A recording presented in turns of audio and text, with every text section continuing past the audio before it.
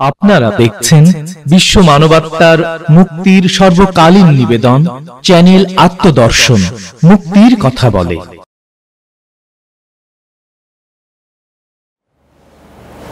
কে তুমি খুঁজিছ জগদীশে ভাই আকাশ পাতাল জুড়ে, কে তুমি ফিরিছ বনে জঙ্গলে, কে তুমি পাহাড় চূড়ে।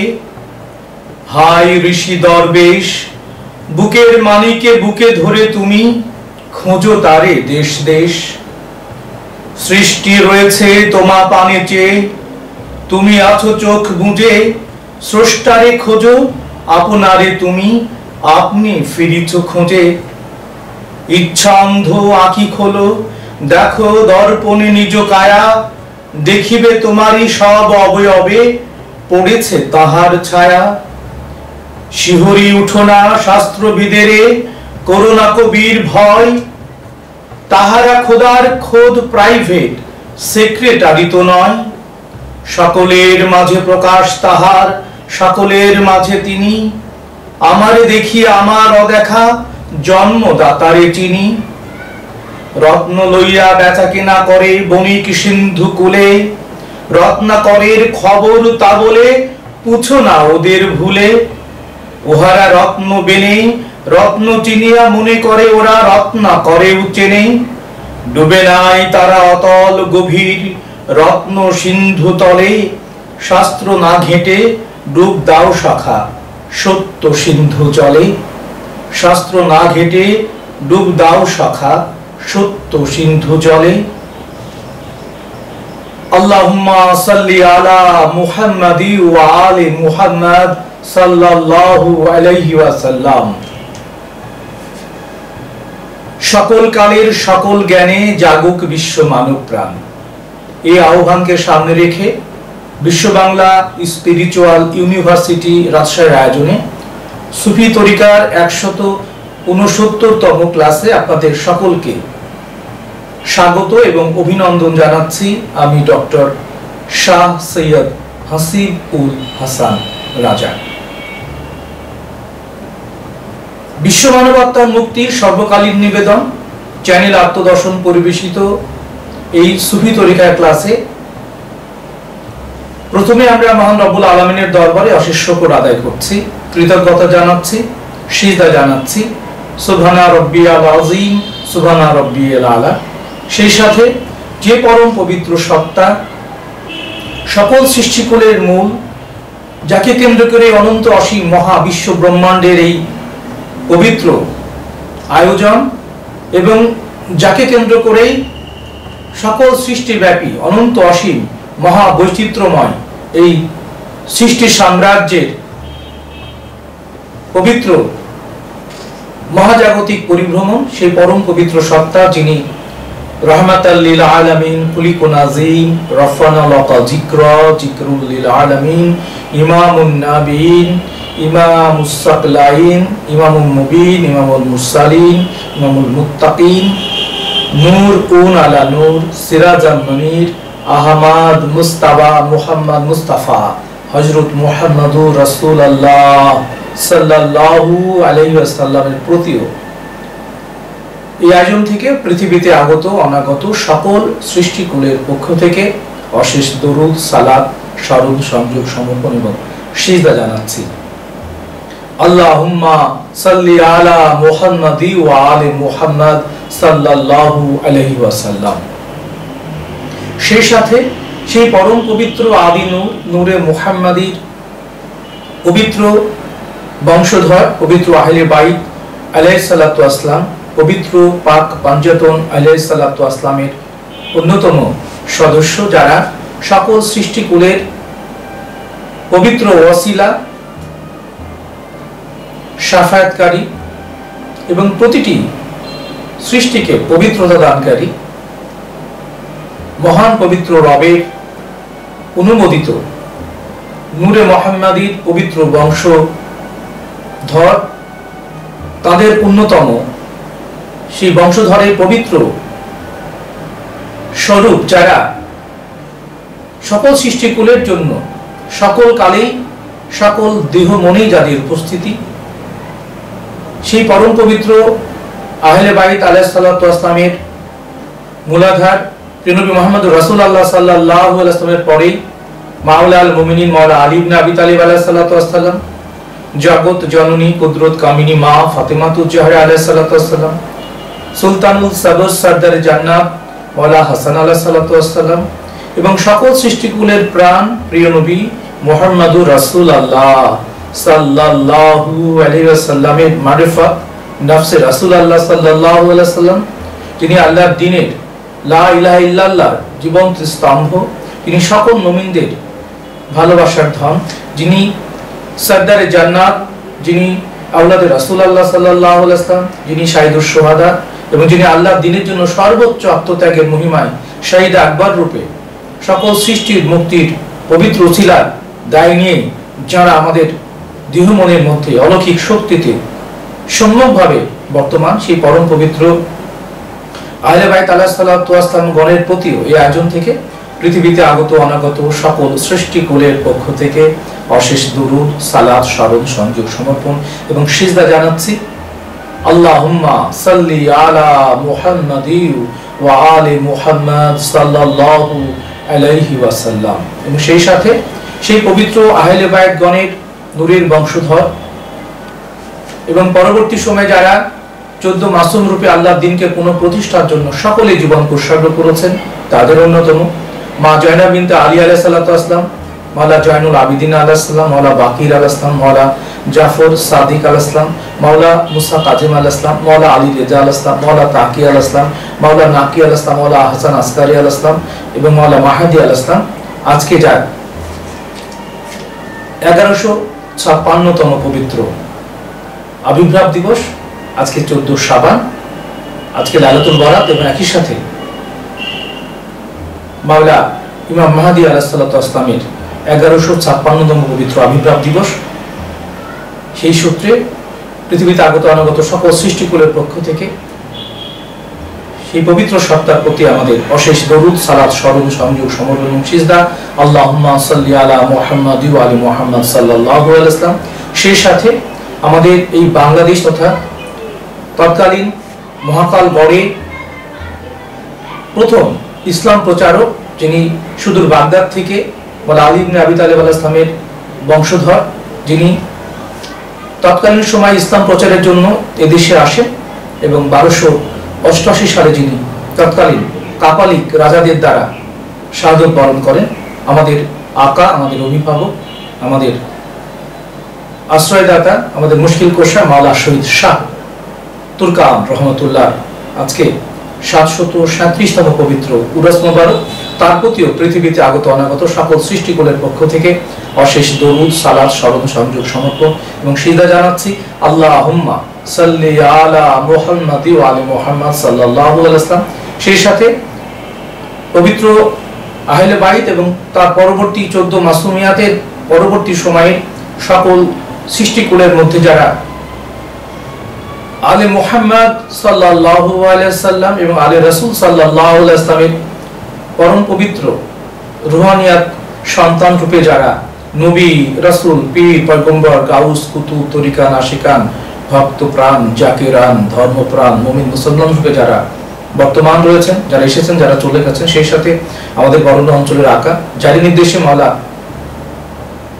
সৈয়দ শাহ তুরকান রহমতুল্লাহ এই বরেণ্য অঞ্চলে আসেন এবং শাহাদত বরণ করেন, সেই পরম পবিত্র আহলে বাইত আমাদের সুলতানুল সুলতান, সুলতানুল বারিন, আমাদের আকা, আমাদের বাতিঘর, আমাদের ইমাম, আমাদের ওসিলা, আমাদের শাফায়াতকারী, আমাদের আহলে বাইত, আমাদের রাসূল মাওলা শাহ সৈয়দ আব্দুল কুদ্দুস ওরফে শাহ মাখদুম রূপস রহমতুল্লাহ এবং তার পরবর্তী সময়ে তারই বংশধর মাওলা শাহ নূর রহমতুল্লাহ সহ যারা পরবর্তীতে এই বরেণ্য অঞ্চলে এসে আল্লাহ দ্বীনকে প্রতিষ্ঠা করেন এবং তাদের সেই পরম পবিত্র মহাজাগতিক আত্মত্যাগের পবিত্রতার প্রতি এই আয়োজন থেকে আমরা সকলের প্রতি আরো একবার পৃথিবীতে আগত অনাগত সকল সৃষ্টিকুলের পক্ষ থেকে অশেষ দরুদ সালাম স্মরণ সংযোগ এবং সমর্পণ জানাচ্ছি। আল্লাহুম্মা সাল্লি আলা মুহাম্মাদি ওয়া আলি মুহাম্মাদ সাল্লাল্লাহু আলাইহি ওয়াসাল্লাম। পৃথিবীর সকল অসাম্প্রদায়িক, সুফিবাদী, গুরুবাদী, ধ্যানী, জ্ঞানী, আত্মা অনুসন্ধানী, সকল মানুষের আত্ম উন্নয়নের পবিত্রতাকে এগিয়ে নিতে সাধুজান বিশ্ব বাংলায় স্পিরিচুয়াল ইউনিভার্সিটির রাষ্ট্রের আয়োজনে এই সুফি তরিকা ক্লাসে আমরা আজকে বেশ কয়েকটি বিষয় নিয়ে কথা বলবো। আমরা ধারাবাহিকভাবে ইসলাম ধর্মের মতভেদের যে প্রেক্ষাপট সেটি নিয়ে কথা বলছিলাম।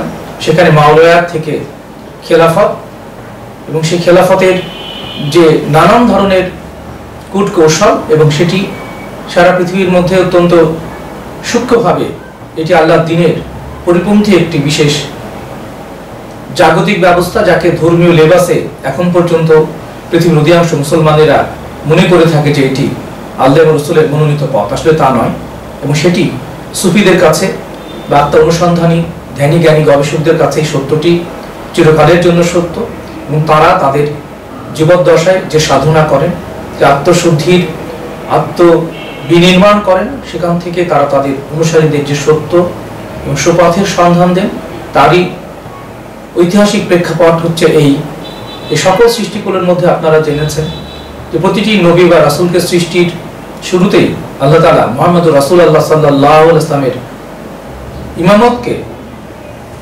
সাদরে গ্রহণ করে তার প্রতি ঈমান এনে তাকে সাহায্য করার কথা আল্লাহ তাআলা নিজেই কোরআনুল কারিমে ঘোষণা করেছেন। সেই সূত্রে প্রিয় নবী মুহাম্মদ রাসূলুল্লাহ সাল্লাল্লাহু আলাইহি ওয়াসাল্লাম সকল সৃষ্টিকুলে পৃথিবীতে আগত অনাগত সকল অস্তিত্বের তিনি মুক্তির ওসিলা, শাফাআতকারী।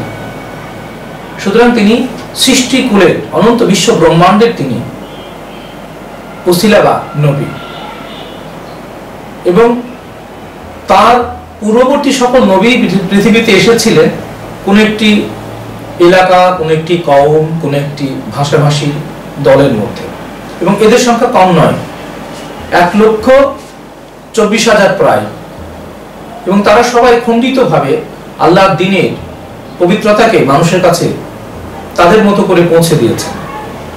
কিন্তু যখন মুহাম্মদ রাসূলুল্লাহ সাল্লাল্লাহু আলাইহি ওয়াসাল্লাম পৃথিবীতে আসলেন, তখন তিনি অতীতের সকল নবীদের খণ্ডিত সকল নবুয়তি দায়িত্বের পরিপূর্ণতার সাথে তিনি সকল সৃষ্টিকুলে পৃথিবীতে আগত অনাগত সকল মহামানবিক যে দাওয়াত, সে দাওয়াতের কেন্দ্রে অবস্থান করে তিনি তার মাধ্যমে মহান রব্বুল আলামিন তার দ্বীনের পরিপূর্ণ প্রকাশকে তিনি সম্যকভাবে জগৎবাসীর কাছে উপস্থিত করলেন।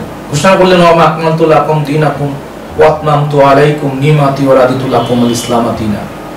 আত্মসমর্পণজনিত এই দ্বীন ইসলামকে আল্লাহ তাআলা পরিপূর্ণতা দান করলেন, তার নিয়ামতকে পরিপূর্ণ করলেন, এবং এই দ্বীনের প্রতি তিনি রাজি খুশি হলেন, এবং সৃষ্টিকুলের মধ্যে মহান রবের সাক্ষ্য বহনকারী সকল নবী রাসূলের যে আগমনের যে হেতু, সেটি পরিপূর্ণতা পেল।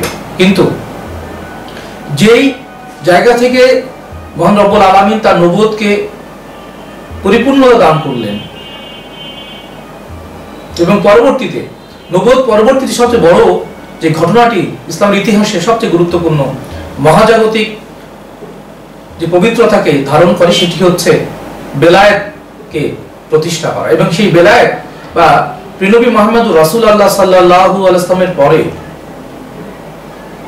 নবুয়ত পরবর্তী যে জমানা, যেই সময় আমরা সাক্ষ্য দিচ্ছি, এই জমানা যে নবুয়তের নয়, এটি বেলায়েতে, এই বেলায়েত বা রিসালাতের বা প্রিয় নবী মুহাম্মদ রাসূলুল্লাহ সাল্লাল্লাহু আলাইহি ওয়াসাল্লামের পরবর্তীতে সকল সৃষ্টিকুলের সকল নবুয়তি দায়িত্বের পরিপূর্ণতার সাথে যেই পদ্ধতি বা যেই পবিত্র উত্তরসূরি আল্লাহ তাআলা জগৎবাসীর জন্য মনোনীত করলেন, সেটিকেই জগৎবাসী এখন পর্যন্ত সম্যকভাবে সকলেই সাক্ষ্য দিতে পারেনি।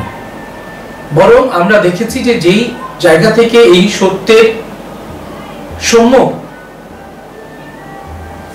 যে উপস্থাপনা ঘটলো, সেই জায়গা থেকেই ইতিহাস থেকে একেবারে মুছে ফেলার সর্বোচ্চ চেষ্টা করা হয়েছে, এখনো হচ্ছে। কিন্তু আত্মা অনুসন্ধানী বা সত্যান্বেষী প্রতিটি সুফি সাধক, ধ্যানী জ্ঞানী ত্যাগী আত্মা অনুসন্ধানী সাধকেরা এই সত্যকে জীবন পূর্বেও জানতেন, এখনো তারা সেটিকে ধারণ করে।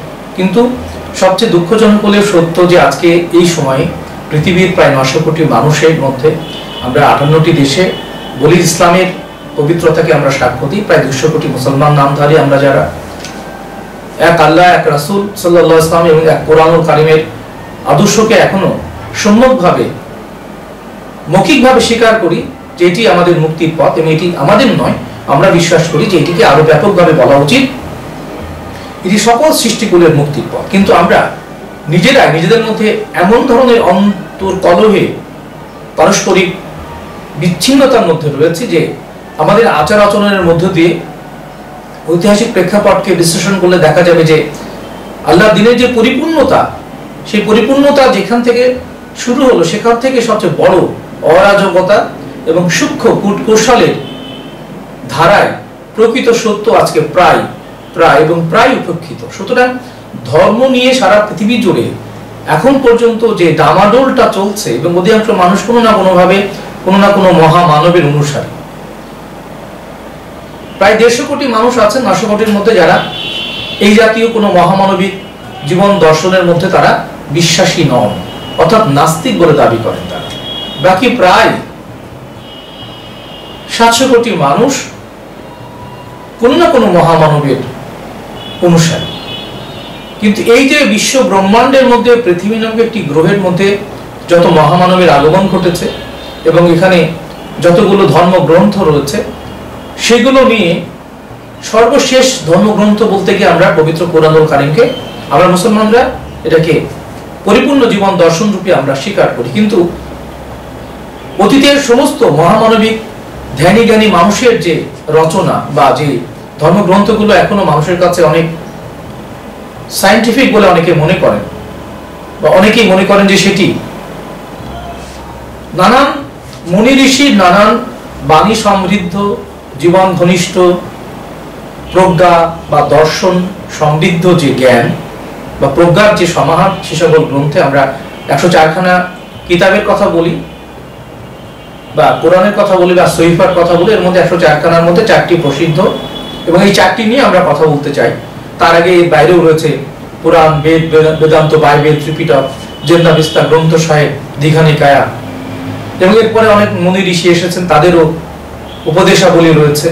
সবকিছু মিলে সারা পৃথিবীতে মানুষের আগমন, মানুষের এই কর্মযজ্ঞ জীবন এবং পরবর্তীতে মৃত্যুকালের মধ্য দিয়ে এই জাগতিক জীবনের পরিসমাপ্তি, আপাতত দৃশ্যমান এই মানব জীবন বা পৃথিবীতে অবস্থানকেই আমরা নানানভাবে, নানান দৃষ্টিভঙ্গি থেকে, নানান বৈশিষ্ট্যে, নানান আঙ্গিকে আমরা ব্যাখ্যা বিশ্লেষণ করার চেষ্টা করি। কিন্তু প্রকৃতপক্ষে যেটি নিয়ে প্রশ্ন উঠেছে, নানান মুনি নানাভাবে প্রশ্নটা করেছেন যে এই পৃথিবীতে এত ধর্ম প্রাণ মহামানবের আগমন ঘটেছে এবং এত কিছুর পরেও পৃথিবীর সৃষ্টি রহস্যের যে একটি সরলীকরণ অবস্থা, অর্থাৎ সকল ধর্মের সকল নির্যাস থেকে একটি মতের মধ্যে আসার যে আগ্রহ বা যে সম্মিলন, সেটি এখন পর্যন্ত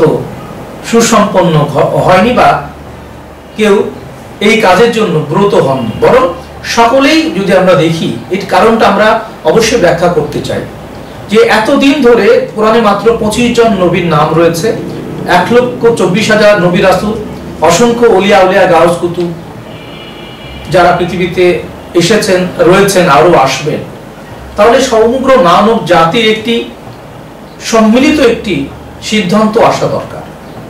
কারণ সকল ধর্মগ্রন্থে কোনো না কোনোভাবে বলা হয়েছে যে একজন নারী এবং একজন পুরুষ থেকে সকলের আগমন, এবং কোরআন বারবার ঘোষণা করছে তোমরা একটি জাতি ছিলে, আমি তোমাদের বিভিন্ন দলে বিভিন্ন ভাষায় এই জন্যই আলাদা আলাদা করেছি, যাতে করে তোমরা তোমাদের মধ্যে কার কতটুকু পবিত্র মহামানবিক দায় থেকে তোমরা কে কতটুকু উন্নততর চিন্তায়, চেতনায়, কর্মে, সেটিকেও একটি পরীক্ষামূলক সৃষ্টির মধ্যে নিয়ে আসার জন্য এই বিভাজনটিকে আল্লাহ তাআলা সৃষ্টি করেছেন। সাধুজন, সারা পৃথিবীর প্রেক্ষাপট থেকে যদি আমরা কথা বলি, অর্থাৎ হযরত আদম আলাইহিস সালাতু ওয়াস সালাম থেকে শুরু করে হযরত মুহাম্মদ রাসূলুল্লাহ সাল্লাল্লাহু আলাইহি সাল্লাম পর্যন্ত যত মহামানবের আগমন ঘটেছে, এবং তাদেরকে আমরা যেই মাধ্যম দিয়ে চিনি, জানি, তা দুটি মাধ্যম। একটি হচ্ছে কিতাব বা গ্রন্থের মানে ব্যাখ্যা পরম্পরা, আরেকটি হচ্ছে মহান সুফিদের, সাধকদের, মুনি ঋষিদের গুরু পরম্পরা। এই দুটি শিক্ষা ব্যবস্থা সারা পৃথিবীর ধর্মজগৎকে নিয়ন্ত্রণ করছে। এবং একটি হচ্ছে প্রাতিষ্ঠানিক, আরেকটি হচ্ছে পুরোপুরি আধ্যাত্মিক বা মনোদৈহিক মহামানবিক জীবন জিজ্ঞাসা। এই যে যাত্রা, এই যাত্রায় এখন পর্যন্ত আমরা বিজ্ঞান এবং ধর্মের সমন্বয় ঘটাতে পারিনি, অথবা সুফিদের সাথে মোল্লাদের বা আরবি পড়ুয়া পণ্ডিতদের সমন্বয়টা এখনো সুসম্পন্ন হয়নি। যেই জীবন দর্শন পৃথিবীর সকল জীবন আদর্শের মুক্তিদাতা রূপে পৃথিবীতে আসলো, সেই জীবন দর্শনের যে ঐতিহাসিক প্রেক্ষাপট সেটি এতটাই ভয়ঙ্কর, এতটাই জটিল, কুটিল, এতটাই মুনাফিকিতে পরিপূর্ণ, তো সেটিকেও আজকে 1500 বছর পরে যদি আমরা সত্যটাকেও আপনাদের সামনে উপস্থাপন করি, তাহলে সকলে এক বাক্যে সেটিকে গ্রহণ করতে চাইবেন না। কারণ মিথ্যা এত বহুলভাবে আমাদের আষ্টে পৃষ্ঠে বেঁধে ফেলেছে যে সত্য কোরআনুল কারিমে থাকার পরেও আমরা সেটাকে ইগনোর করি বা স্কিপ করি, যার দরুন আমরা নিজেদের মন গড়া ব্যক্তি মানুষের প্রবৃত্তির অনুসরণের মধ্য দিয়ে আমরা সত্যকে ত্যাগ করেছি, এটি আমরা বলতেই পারি। যার দরুন সারা পৃথিবীতে কিছু মৌলিক সত্য নিয়ে প্রতিটি মহামানবিক মহাজাগতিক যারা মহামানবের যে জীবন দর্শন, সেই জীবন দর্শনের বিশ্লেষণ করলে আমরা সরলভাবে কিছু প্রশ্ন করলে পৃথিবীর কোনো ধার্মিক তথাকথিত ধার্মিক এই সত্যের কোনো উত্তর দিতে পারবেন না। সেটি হচ্ছে যে প্রতিটা মহামানব যখনই পৃথিবীতে অবস্থান করেন, তাদের জীবন দর্শনকে প্রকাশ করেন, প্রচার করেন, তারা যে সত্য সকলের জন্য উপস্থাপন করেন সেটিকে তার দেহত্যাগের পর বা তার মনোদৈহিক অনুপস্থিতিতে তারই নিকটতম অনুসারীদের মধ্য থেকে একদল বেরিয়ে গিয়ে সেটিকে নিজেদের সম্পদ মনে করে সেগুলোকে নিয়ে ব্যবসা শুরু করে দেয় এবং তার মধ্যে বিশৃঙ্খলা এবং নানান ধরনের সেই অপব্যাখ্যায় তারা নিজেদের কক্ষিগত করে, নিজেদের পবিত্রতাকে কক্ষিগত করে তারা আসলে এর মধ্যে দিয়ে মানুষের বিভাজন তৈরি করতে সবসময় তৎপর, এবং এটি এখন পর্যন্ত প্রচলিত। সুতরাং কোন মহাপুরুষ যেমন কোনো ব্যক্তিগত সম্প্রদায়ের জন্য বা ভাষাভাষীর জন্য আসেন না, ঠিক তেমনি ভাবে যারা সম্প্রদায় তৈরি করেছেন, এক একটি নবীর অনুসারী বলে দাবি করছেন, তাদের এই দাবির মধ্যে মহাজাগতিক পবিত্রতা অনুপস্থিত বিধায় আমার রাসূল সকলের জন্য, আমার ধর্ম দর্শন সকলের জন্য, আমার ধর্ম সকলের জন্য, এমনটি বলার যোগ্যতা সকলের নাই। বরং আমরা আলাদা, আমরা মুসলমান, আমরা হিন্দু, আমরা বৌদ্ধ, আমরা খ্রিস্টান, এই জাতীয় আমরা শব্দ দিয়ে প্রতিটি মহামানবের জীবন দর্শনকে খণ্ডিত করে ফেলা হয়েছে। এবং সেই সুযোগটা নিয়েই পরবর্তী সময়ে যারা পুঁজিবাদী, তারা আমরা প্রায় বলি কর্তৃত্ববাদী, আধিপত্যবাদী যারা ধর্ম ব্যবসায়ী, তারা এই সাধারণ মানুষের ইমোশনগুলোকে বিশেষ কায়দায় কক্ষিগত করে রাখে, নিয়ন্ত্রণ করে। যেভাবে রাষ্ট্র কাঠামোর মধ্যে রাষ্ট্রকে নিয়ন্ত্রণ করতে গিয়ে প্রতিটা রাষ্ট্রপ্রধানকেই রক্তে তার হাত রঞ্জিত করতে হয়, ঠিক একই রকম ভাবে সত্যকে জবাই করেই অসত্যকে ধর্মের নামে চালানোর এই প্রক্রিয়াটি প্রাচীন। সুতরাং এত মিথ্যার মধ্যে, এত বিভ্রান্তির মধ্যে, এত পারস্পরিক অবিশ্বাসের মধ্যেও সত্যকে ধারণ করা বা সত্যের সঙ্গে সংযুক্ত থাকা সবচেয়ে বড় কঠিন সাধনা বলে আমাদের কাছে মনে হয়েছে। সাধুজন, আজকের যে প্রেক্ষাপট, আমরা যে দেশে বাস করছি, প্রসঙ্গতই এদেশের মধ্যে সবচেয়ে বেশি উগ্রতা এবং সবচেয়ে বেশি অধর্মই ধর্মের নামে দীর্ঘদিন ধরে রাজত্ব করছে, এবং সেটিকে নিয়ে আমরা বারবারই দুঃখ প্রকাশ করেছি। প্রায় 1.5 শতাধিক ওলিয়া আউলিয়ার জীবন আদর্শকে, তাদের রজাকে নির্মমভাবে পুড়িয়ে দেওয়া হয়েছে, লুট করা হয়েছে, ধ্বংস করা হয়েছে, আগুন জ্বালিয়ে দেওয়া হয়েছে, মানুষ হত্যা করা হয়েছে, এবং যে যার মতো অপব্যাখ্যা করে নিজেদের দল মতকে শ্রেষ্ঠতর হিসাবে প্রকাশ করার চেষ্টা করছে। কিন্তু প্রকৃত অর্থে সত্যটা কি, ধর্মগ্রন্থে কি বলা হচ্ছে, সেটি নিয়ে কখনোই রাষ্ট্রীয় ভাবে নিরপেক্ষভাবে কোনো ধর্মগ্রন্থেরই সর্বজনীন প্রকাশ আমরা পৃথিবীর কোনো দেশেই দেখিনি। যে দেশে হিন্দু বেশি, সেখানে হিন্দুত্ববাদের কর্তৃত্ব, যে দেশে মুসলমান বেশি সেখানে মুসলমানদের কর্তৃত্ব বেশি। এইভাবে যে দেশে খ্রিস্টান সে দেশে খ্রিস্টানদের কর্তৃত্ব বেশি, যে দেশে ইহুদিদের কর্তৃত্ব বেশি। এইভাবে প্রতিটা সম্প্রদায়, প্রতিটা নবীর অনুসারী বা মহামানবের অনুসারীরাই তারা তাদের আমিত্বের মধ্যে, ক্ষুদ্রতার মধ্যে নিজেরাই বন্দী হয়ে থাকার কারণে পৃথিবীতে এই মানুষে মানুষে বিভেদ। যদিও আমরা আমাদের দেশে মহামতি মানবগুরু লালন শাহ রহমতুল্লাহর একটি বাণী দিয়ে সারা পৃথিবীর সকল ধর্মকে আমরা বাড়ি দিতে পারি, এবং সেটি হচ্ছে জাতের নামে বদজাতি সব। নজরুল ইসলাম বলছেন জাত জালিয়াত খেলছো জোয়ার। আমাদের জাতীয় কবি কাজী নজরুল ইসলামের যে জাতের নামে বদজাতির মধ্যে তিনি যে সত্যটি প্রকাশ করেছেন, অথবা আমাদের মহামতি লালন শাহ রহমতুল্লাহ যেমন বলছেন জাত গেল বলে কি আজব কারখানা, সত্য কাজে কেউ নয় রাজি, সবই দেখি তা না না না। এবং এই যে মানুষের মানুষের বিভেদ তৈরি করার জন্য যে ধর্মকে আমরা আমাদের ধর্মকে শ্রেষ্ঠ বলে দাবি করতে গিয়ে আমরা যে সকল মানুষের নিরপেক্ষ সত্যকে অস্বীকার করছি, এটি নিয়ে আমাদের কোনো ধর্মের কোনো অনুসারীদেরই মাথা ব্যথা নেই, বরং তারা তাদের মতো করে তাদের ব্যাখ্যায় তারাই শ্রেষ্ঠতর এটি বলে প্রকাশ করতে গিয়ে যে যার মতো করে এই কর্তৃত্ববাদী বা আধিপত্য মনোভাবকে তারা বিস্তার করেছেন, কখনো ধর্মের নামে, কখনো বর্ণের নামে। এটি মূল কারণটি যদি আমরা বিশ্লেষণ করি, তাহলে আমাদের সকল মহামানবের জীবন আদর্শকে যদি আমরা একসাথে মূল নির্যাসের দিকে তাকাই, তাহলে একটা উত্তর পেতে পারি। সকল মানুষ যদি একই নারী পুরুষ থেকে আসে, হোক সেটি আদম হাওয়া বা অ্যাডাম বা ইভ, যেভাবে কাহিনীটা তৈরি করুক, কিন্তু এখন পর্যন্ত এই কাহিনীর পুঙ্খানুপুঙ্খ ধর্মীয় ব্যাখ্যা কিন্তু পৃথিবীতে নাই। কারণ কোরআনের 6 দিনে আল্লাহ তাআলা সৃষ্টির রহস্যকে সাজিয়েছেন, এর ব্যাপক বিস্তৃত ব্যাখ্যা আমরা পাবো না। খ্রিস্টানিটির মধ্য থেকে যে কথা বলা হচ্ছে, যে গল্প বা আখ্যান আদম হাওয়ার পৃথিবীতে আসার যে প্রেক্ষাপট, সেটিকে বিশ্লেষণ করলে মানুষ সত্য পাবে ঠিকই, কিন্তু এর পুঙ্খানুপুঙ্খ মুহূর্তে যে পরিবর্তন, পরিমার্জন, পরিশোধন, এটি কিভাবে ঘটলো, পৃথিবীর এই আকার নিরাকার থেকে কিভাবে আকারে আসলো, বিজ্ঞান এক ধরনের ব্যাখ্যা দিল, ধর্মীয় ব্যাখ্যাটা ব্রহ্মা বিষ্ণু শিবের যে ব্যাখ্যা, সনাতনের যে ব্যাখ্যা, খ্রিস্টীয় যে ব্যাখ্যা, বৌদ্ধদের যে ব্যাখ্যা, মুসলমানদের যে ব্যাখ্যা, সেটি কখনোই একসাথে এক জায়গায় সম্মিলিতভাবে সত্যকে প্রকাশ করে না। নানান প্রশ্নের সম্মুখীন হতে হয় আমাদের। এটি এখন পর্যন্ত এই মানব সভ্যতার ইতিহাসে সবচেয়ে বড় দুর্বলতা।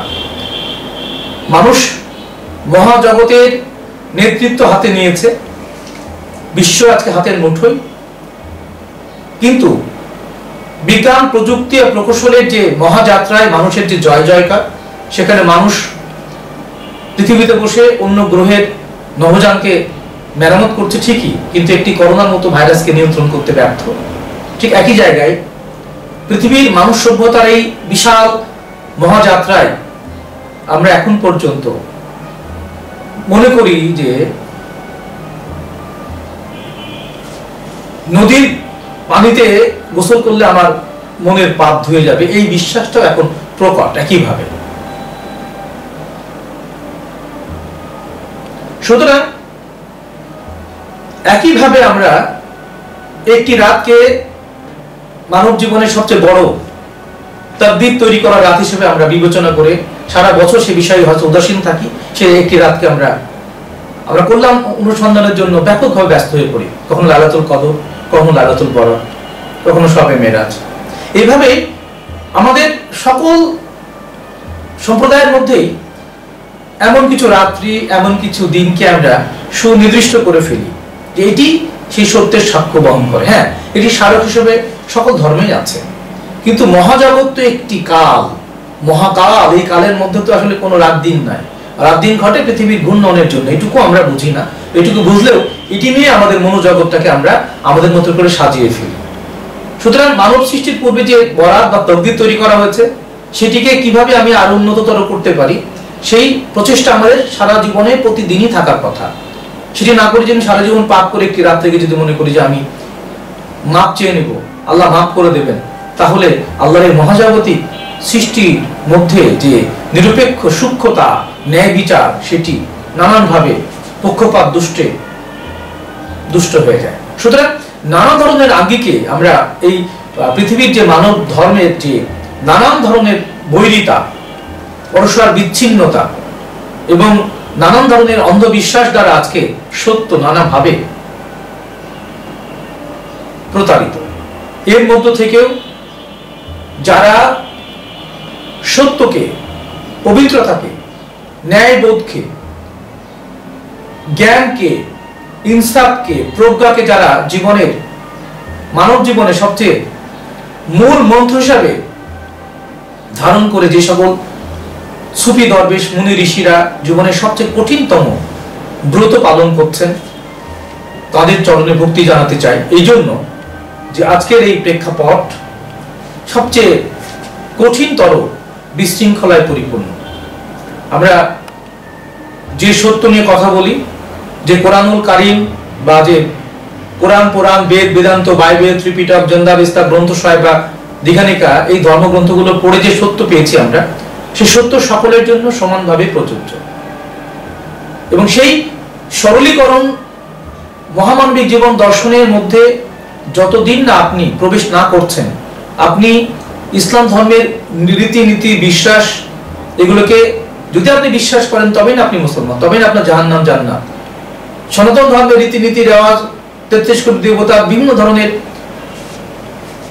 দর্শন আছে, সেগুলোকে যে যেমন করে, কেউ মহামতি কৃষ্ণের ভক্ত, কেউ মহামতি শিবের ভক্ত, কেউ রামের ভক্ত। এই জাতীয় ভক্তের যে লক্ষ্য বা তাদের যে গুরু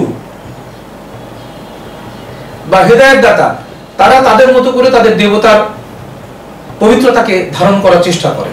সুতরাং সকল ক্ষেত্রে একটি বিষয় আমরা সরলীকরণ করতে পারি, অর্থাৎ প্রতিটি নবী বা রাসূল, যেটি কোরআনের মূল দর্শন, আমরা কোরআন এই জন্য আসতে চাই এবং যেটি নিয়ে আমরা কথা বলছি, যে কোরআন যদি পৃথিবীর সকল কালের সর্বশ্রেষ্ঠতম জীবন দর্শন হয়, তাহলে কোরআনের মধ্যে এমন সত্যই থাকতে হবে যা অতীতের সমস্ত জীবন দর্শনের যে কমতি বা অক্ষমতা, সেটাকে পরিপূর্ণতা দান করবে।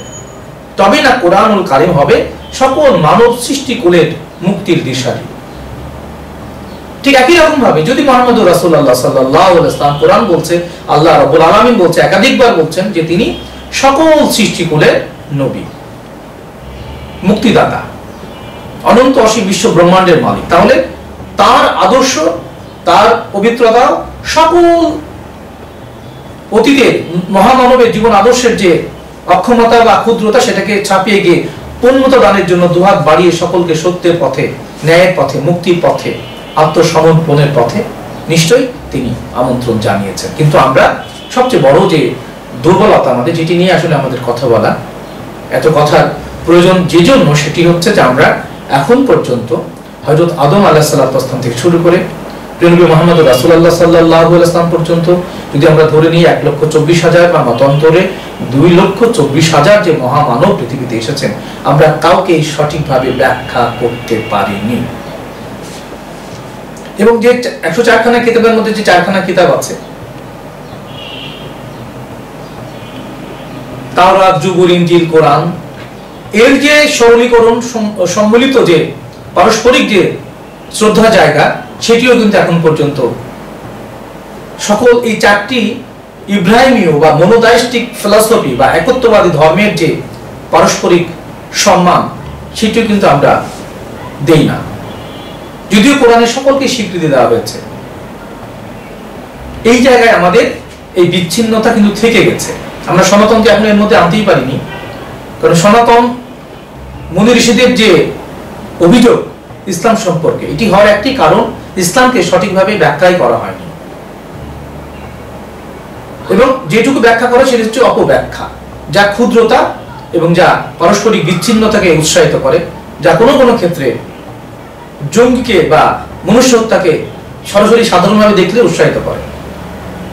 যদিও সবচেয়ে বড় মহামানবিক বা সবচেয়ে বড় জাগতিক মানব কল্যাণের জন্যই পৃথিবীর সর্বকালের সর্বশ্রেষ্ঠ মহামানব নবী হযরত মুহাম্মদ রাসূলুল্লাহ সাল্লাল্লাহু আলাইহি ওয়াসাল্লামের পরিপূর্ণভাবে এই মানব জীবনের মুক্তির এই হেদায়েতের যে ব্যাখ্যা, এই কোরআনুল কারীমকে তিনি জগৎবাসীর জন্য, সৃষ্টিকুলের জন্য রেখে গিয়েছেন, এবং সবচেয়ে বেশি অপব্যাখ্যা হয়েছে কোরআনুল কারীমকে নিয়ে।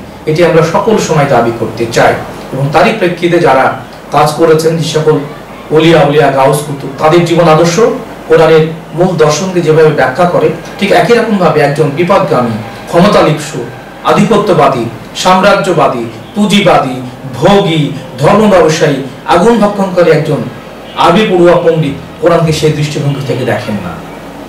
নানান উপমা কোরআনের মধ্যে আছে এবং সেই দৃষ্টিভঙ্গি থেকেই সুফি সাধকেরা যারা জীবনের সবটুকু ত্যাগ করেন এবং যেটুকু না হলেই না সেটুকু গ্রহণ করেন, এই সুফিদের চাইতে আরো বেশি কঠোর জীবন ব্যবস্থার সঙ্গে যুক্ত হচ্ছে নাগা সাধু বা অঘরী সন্ন্যাসীরা, যারা সনাতন ধর্মের সাধকেরা। তারা আরো বেশি কঠোরভাবে জীবনের সকল কিছুকে পরিত্যাগ করে কঠোরভাবে আত্মনিয়ন্ত্রণের চেষ্টা করেন। কিন্তু কোরআন বলছে যে মধ্যপন্থা অবলম্বন করতে বলা হয়েছে।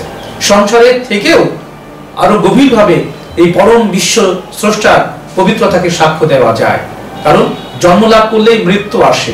এই জন্ম এবং মৃত্যুর মধ্যবর্তী সময়টুকু মানুষ যদি জ্ঞান দিয়ে, ধ্যান দিয়ে, প্রেম দিয়ে, ভক্তি দিয়ে, সংযোগ দিয়ে, সমর্পণ দিয়ে যদি এটিকে ব্যাখ্যা করতে চায়, তাহলে পৃথিবী সত্যি পরম একটি তওফা, পুরস্কার মুমিনদের জন্য। ঠিক একই রকম ভাবে এই পৃথিবী মূর্খদের জন্য, অজ্ঞদের জন্য, কাফেরদের জন্য, গাফেলদের জন্য, মুনাফেকদের জন্য, বিশ্বাসঘাতকদের জন্য এটি ভয়ঙ্কর ভাবে আযাবের স্থান। কিন্তু এই মহাজাগতিক জীবন দর্শনকে সঠিকভাবে, সর্বজনীন ভাবে, সর্বকালীন রূপে ব্যাখ্যা করার জন্য যারা পৃথিবীতে এসেছেন, তাদেরকে আমরা কোনোদিনই সমাজের পবিত্রতম সম্মানের জায়গায় বসতে দেইনি। তার অনেকগুলো কারণ আছে যেগুলো আমরা অনেকভাবেই ব্যাখ্যা করতে পারি। যিনি পৃথিবীর সবচাইতে পবিত্রতম জীবন দর্শন নিয়ে পৃথিবীতে আসলেন, তাকে অষ্টমবারের মতো বিষ পান করানো হলো, তাকে তার দাঁত ভেঙে দেওয়া হলো, তার 14 গোষ্ঠীকে নির্মমভাবে হত্যা করা হলো। এটি হচ্ছে, যদি আমরা জাগতিক ভাবে দেখি, সেটা হচ্ছে প্রিয় নবী মুহাম্মদ রাসূলুল্লাহ সাল্লাল্লাহু আলাইহি ওয়াসাল্লামের 14 গোষ্ঠীকে ইমাম মাহদী আল-আসলাম, যাকে আমরা নিয়ে আজকে একটু কথা বলবো, যার আবির্ভাব দিবস, সেই ইমাম মাহদী আল-আসলাম পর্যন্ত কিন্তু রক্ষা পায়নি। সকলকে কাকে হত্যা করা হয়েছে, কাকে বিষ পান করানো হয়েছে, কাকে জেলে পুরে নানানভাবে হত্যা করা হয়েছে। তারপরে সত্য পরিপূর্ণভাবে ভোগীদের হাতে, সাম্রাজ্যবাদীদের হাতে, পুঁজিবাদীর হাতে, যারা ধর্মের লেবাস পরে মানুষকে ধোঁকা প্রতারণার মধ্যে ফেলে তারা ধর্মীয় লেবাস পরে মানুষকে বিভ্রান্ত করে চলছে আজকেও, তারা ধর্ম ব্যবসায়ের দল। তারা সংখ্যা এত বেশি যে আমরা একে তুলনা করি বারবার, সেটা হচ্ছে কারবালায় 72 জন আর 72,000, এই তুলনার সর্বকালীন একটি অনুপাতকেই প্রকাশ করে। সাধুজন, যে সত্যটি বলা খুব জরুরি, আমরা যেখানে আসতে চাই, যে এই যে বিভ্রান্তি, এই যে বিশৃঙ্খলা, এই যে পারস্পরিক বিদ্বেষ, এই যে সাম্প্রদায়িকতা, এই যে ফিতনা, এই যে ফতোয়া, এগুলোর মধ্য দিয়ে যারা আমরা এগুলোকে জেনে মেনে চলছি, আমরা কেউ কি চরম সত্যকে, পরম সত্যকে জানার চেষ্টা করছি? যদি করতে চান তাহলে আপনাকে স্বাগত জানাতে চাই, কারণ সত্য যত কঠিনই হোক, সত্যকে ভালোবাসলে হারানোর ভয় থাকে না। আমরা যে যার মতো যে ধর্মে পালন করছি, কেউ শুনে শুনে, কেউ দেখে শুনে, কেউ পড়ে শুনে, কেউ ধ্যানে জ্ঞানে। তো এই প্রক্রিয়াগুলোর মধ্য থেকে সর্বোত্তম হচ্ছে ধ্যানে জ্ঞানে সাধনা করে। তো সাধনা তো আমরা করতে চাই না, আমরা সবসময় সাধনার বাইরে থেকে শর্টকাট পদ্ধতি খুঁজি। এই জায়গা থেকেও নানান ধরনের বিভ্রান্তিতে আজকে সবচেয়ে বেশি পর্যবসিত হচ্ছে ইসলাম ধর্ম। ইসলাম ধর্মে এত দল, 72 দল, 73 ফিরকা অনেক আগেই শেষ হয়ে গেছে। আরো অধিক পরিমাণে 150-200 দল ফিরকা হতেই আছে, হতেই থাকবে। সে তুলনায় অতীতের ধর্ম গ্রন্থগুলোর মধ্যে তেমন পরিবর্তন ঘটলে তারা 2টা, 3টা, 4টা, 5টা, 6টা দলে বিভক্ত। কিন্তু এরকম শতাধিক দলে বিভ্রান্তি সৃষ্টিকারী, সত্যের বিভ্রান্তি সৃষ্টিকারী দল অন্য ধর্মের মধ্যে এতটা নাই, যতটা ইসলাম ধর্মের নামে আজকে সারা পৃথিবীতে বিশৃঙ্খলা সৃষ্টি করে চলেছে। বিধর্মীরা তো আছেই, তাদের মিথ্যা অপব্যাখ্যা নেই, কিন্তু যেই সত্যকে ধারণ করার যে পয়গাম, সত্যকে যারা মানি বলে যারা পৃথিবীতে বিশৃঙ্খলা সৃষ্টি করছে, যারা সত্যের সরল পবিত্রতাকে অস্বীকার করছে, তাদেরকে কে রুখে দেবে? এই জন্য একটি পথ, সেটি হচ্ছে আপনি আপনার পবিত্র ধর্মগ্রন্থকে খুব সূক্ষ্মভাবে, সঠিকভাবে জানুন, উপলব্ধি করুন এবং এর ভেতরে প্রবেশের চেষ্টা করুন এবং ব্যক্তি জীবনকে শুদ্ধাচারের মধ্যে নিয়ে আসুন। কারণ আপনি মিথ্যা কথা বললে আপনার কোনো ইবাদত তো দূরের কথা, আপনার মধ্যে কোনোদিন রবের রহমত প্রবেশ করতে পারবে না। আপনি যদি হারাম খান, তাহলে আপনার সন্তানও হারাম।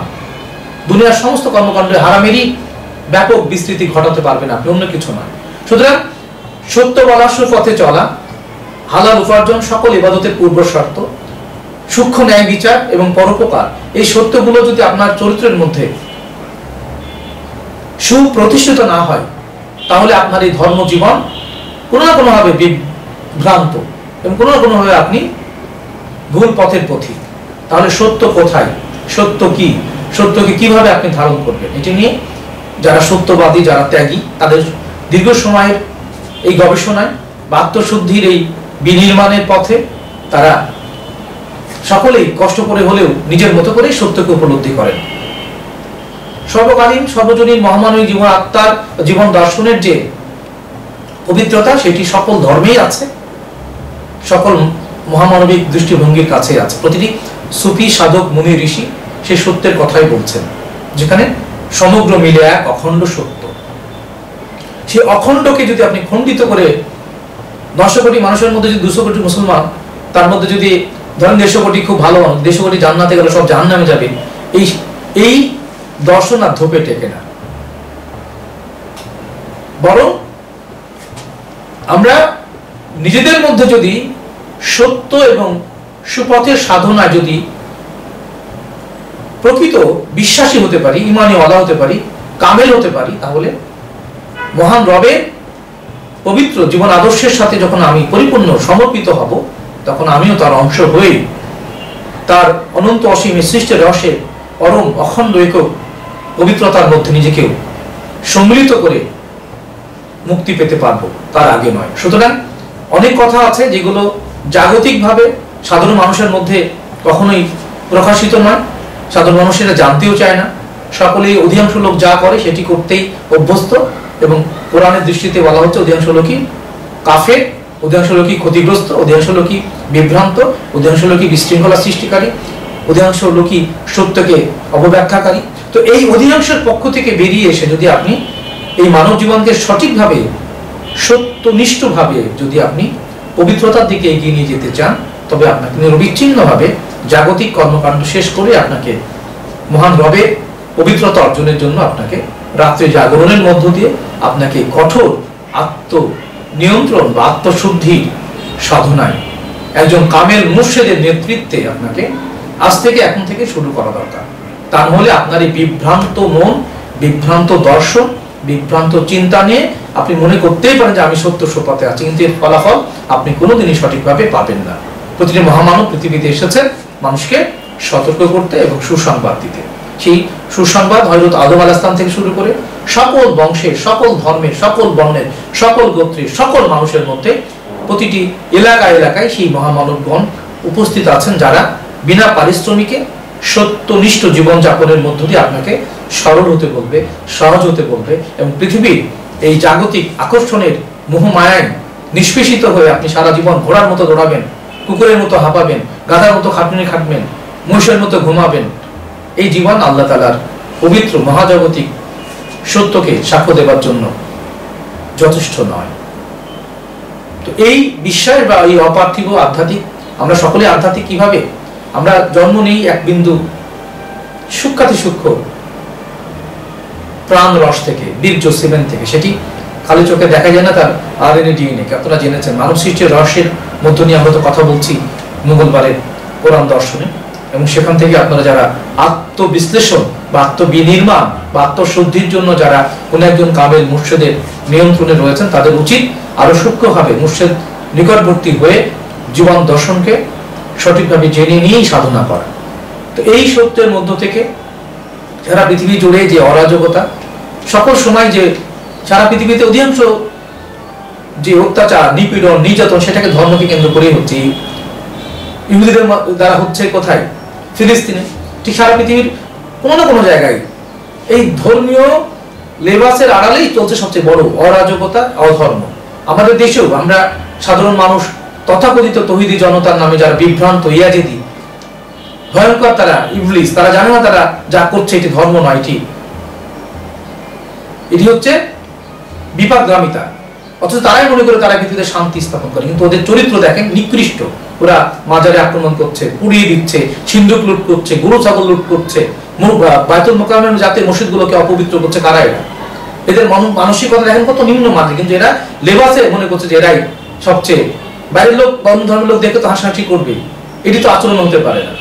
তো এইভাবেই যারা বিভ্রান্ত তারাই আজকে মনে করছে তারাই সত্য, আর যারা সত্যনিষ্ঠ সাধক তারা সবসময় জগতের সকল ধরনের এই নিয়ন্ত্রণের বা নিয়ন্ত্রকের ভূমিকার বাইরে তারা নীরবে নিভৃতে নির্জনে সাধনারত।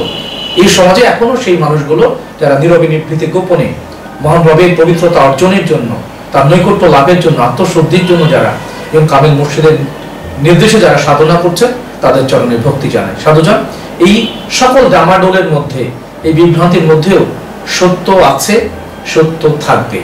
যদি আপনি সত্য মণ্ডিত হতে চান, সত্যের সাক্ষ্যদাতা হতে চান, তাহলে আপনার জীবনকে আপনি সত্য মণ্ডিত করে তুলুন। সত্য বলুন, হালাল উপার্জন ভক্ষণ করুন, ন্যায় বিচার করুন, অন্যের উপকার করুন, এবং একজন মহামানব সাধক কামেল মুর্শিদ যিনি কোনো পারিশ্রমিক গ্রহণ করেন না, যে গুরুই টাকা নেয়, যে ইমামই টাকা নেয়, যে পীরই টাকা নেয়, তারা মনে করবেন যে তারা বস্তুগতভাবে তারা নারী গুরু, নারী ইমাম, তারা প্রকৃতি প্রেমিক, প্রকৃতির অধীনে তারা পুরুষ হওয়ার যোগ্যতা রাখে না, বিধায় তারা অন্যের উপার্জনের উপরে তা নির্ভরশীল। তারা রবের পরম পবিত্র মহা জগতে, মহা রহস্য লোকের নিয়ন্ত্রণে তারা প্রবেশ করতে পারে, যদিও তাদের সংখ্যা লাখ লাখ কোটি কোটি হতে পারে, কিচ্ছু যে আসে না। সুতরাং আপনি যদি সত্য মণ্ডিত হতে চান, সত্যকে সাক্ষ্য দাতা হতে চান, তাহলে নিজেও দেহমনকে পুত পবিত্র করার মধ্য দিয়ে আপনি আপনার এই মানব জীবনের প্রকৃত সফলতাকে আপনি অনুসন্ধান করুন, কারণ সময় গেলে আর সাধন হবে না। আমরা সেই ধারাবাহিকতায় সারা পৃথিবীর সকল মানুষকে আমন্ত্রণ জানাতে চাই যে আপনি আপনার এলাকায়, আপনার ভাষাভাষীর মধ্যে দেখুন যে এমন একজন ব্যক্তি আছেন যারা নিজেরাও সবচেয়ে কম গ্রহণ করে পৃথিবী থেকে, কম খায়, কম ঘুমায়, পৃথিবীর জাগতিক এই বিশৃঙ্খলা বা এই কূট কৌশলের সামাজিক রাজত্বে যাদের কোনো আগ্রহ নেই, সেই পরম পবিত্র শুদ্ধ ব্যক্তিগণের নৈকট্য অর্জন করুন। তাদের কাছ থেকেই মহাজাগতিক এই মানব জীবনের সফলতা পথ নির্দেশনা আপনারা গ্রহণ করুন। অন্যথায় মোল্লার কাছে গেলে আপনি আল্লাহ পাবেন না, বরং হাজার বিভ্রান্তির মধ্যে আপনাকে বিশৃঙ্খলার মধ্যে ঠেলে দেবে। শত মত শত পথের এই মহামানবিক জীবন জিজ্ঞাসায় সত্য আপনার নিজের মধ্যে, এবং এই সত্যকেই আমরা যুগে যুগে মহামানবের সর্বশেষ এবং সর্বজনীন মুক্তি হিসাবে গ্রহণ করি, যেটি মহামতি সক্রেটিস আলাইহিস সালাতু ওয়াস সালাম বলছেন যে নো দাইসেলফ, নিজেকে জানো। তারও 5000 বছর আগে উপনিষদে বলছে আত্মার নাম বৃদ্ধি। সর্বশেষ নবী নবী মুহাম্মদ রাসূলুল্লাহ সাল্লাল্লাহু আলাইহি ওয়াসাল্লাম বলছেন মান আরাফা নাফসাহু ফাকাদ আরাফা রাব্বাহু। মাওলানা সদরুল আহমদ চিশতি বলছেন নিজেকে জানতে হলে নিজেকে পাঠ করতে হবে, যে ইকরা দিয়ে কোরআন শুরু, শিক্ষা হচ্ছে নিজেকে পাঠ করা। নিজের দেহ মনের প্রতিটি সময়, প্রতিটি ক্ষণ, প্রতিটি কাল, প্রতিটি মুহূর্তকে যদি আপনি সত্যমণ্ডিত করতে পারেন রবের জিকির দিয়ে, দরুদ দিয়ে, তবে সেটি হবে আপনার জীবনের পরম পবিত্র একটি সংযোগ, যে সংযোগকে সুপ্রতিষ্ঠিত করার জন্য জিকির বা রবের স্মরণ বা মুর্শিদ স্মরণের মধ্য দিয়ে একজন মানুষ তার পরম পবিত্র মানব জীবনকে সত্যমণ্ডিত করতে পারে। এই আহ্বান সকল মানুষের জন্য। সাধুজন, এই আহ্বানের যে মূল ভাবনা, সেই ভাবনা এরকম যে সারা পৃথিবী যেটা শুরু করেছিলাম, যে সারা পৃথিবীর সকল মহামানব যারা ইতিপূর্বে চলে গিয়েছেন, যারা বর্তমানে আছেন, তারা কেউ দাবি করার প্রয়োজনই মনে করেন না, কারণ এখানে সত্য, পবিত্রতা সর্বকালীন সর্বজনীন একজন সাধকের মধ্যে একটি বিশেষ ভাবনার মধ্যে, বিশেষ সময়ের মধ্যে এই সত্যের আবির্ভাব ঘটে, যাকে রব্বুল আলামিন বলছেন যে এটি একটা কদর রাত্রি, হাজার মাস অপেক্ষা উত্তম একটি সময়কাল, মনের মহাশূন্য সময়। সেই সময়ে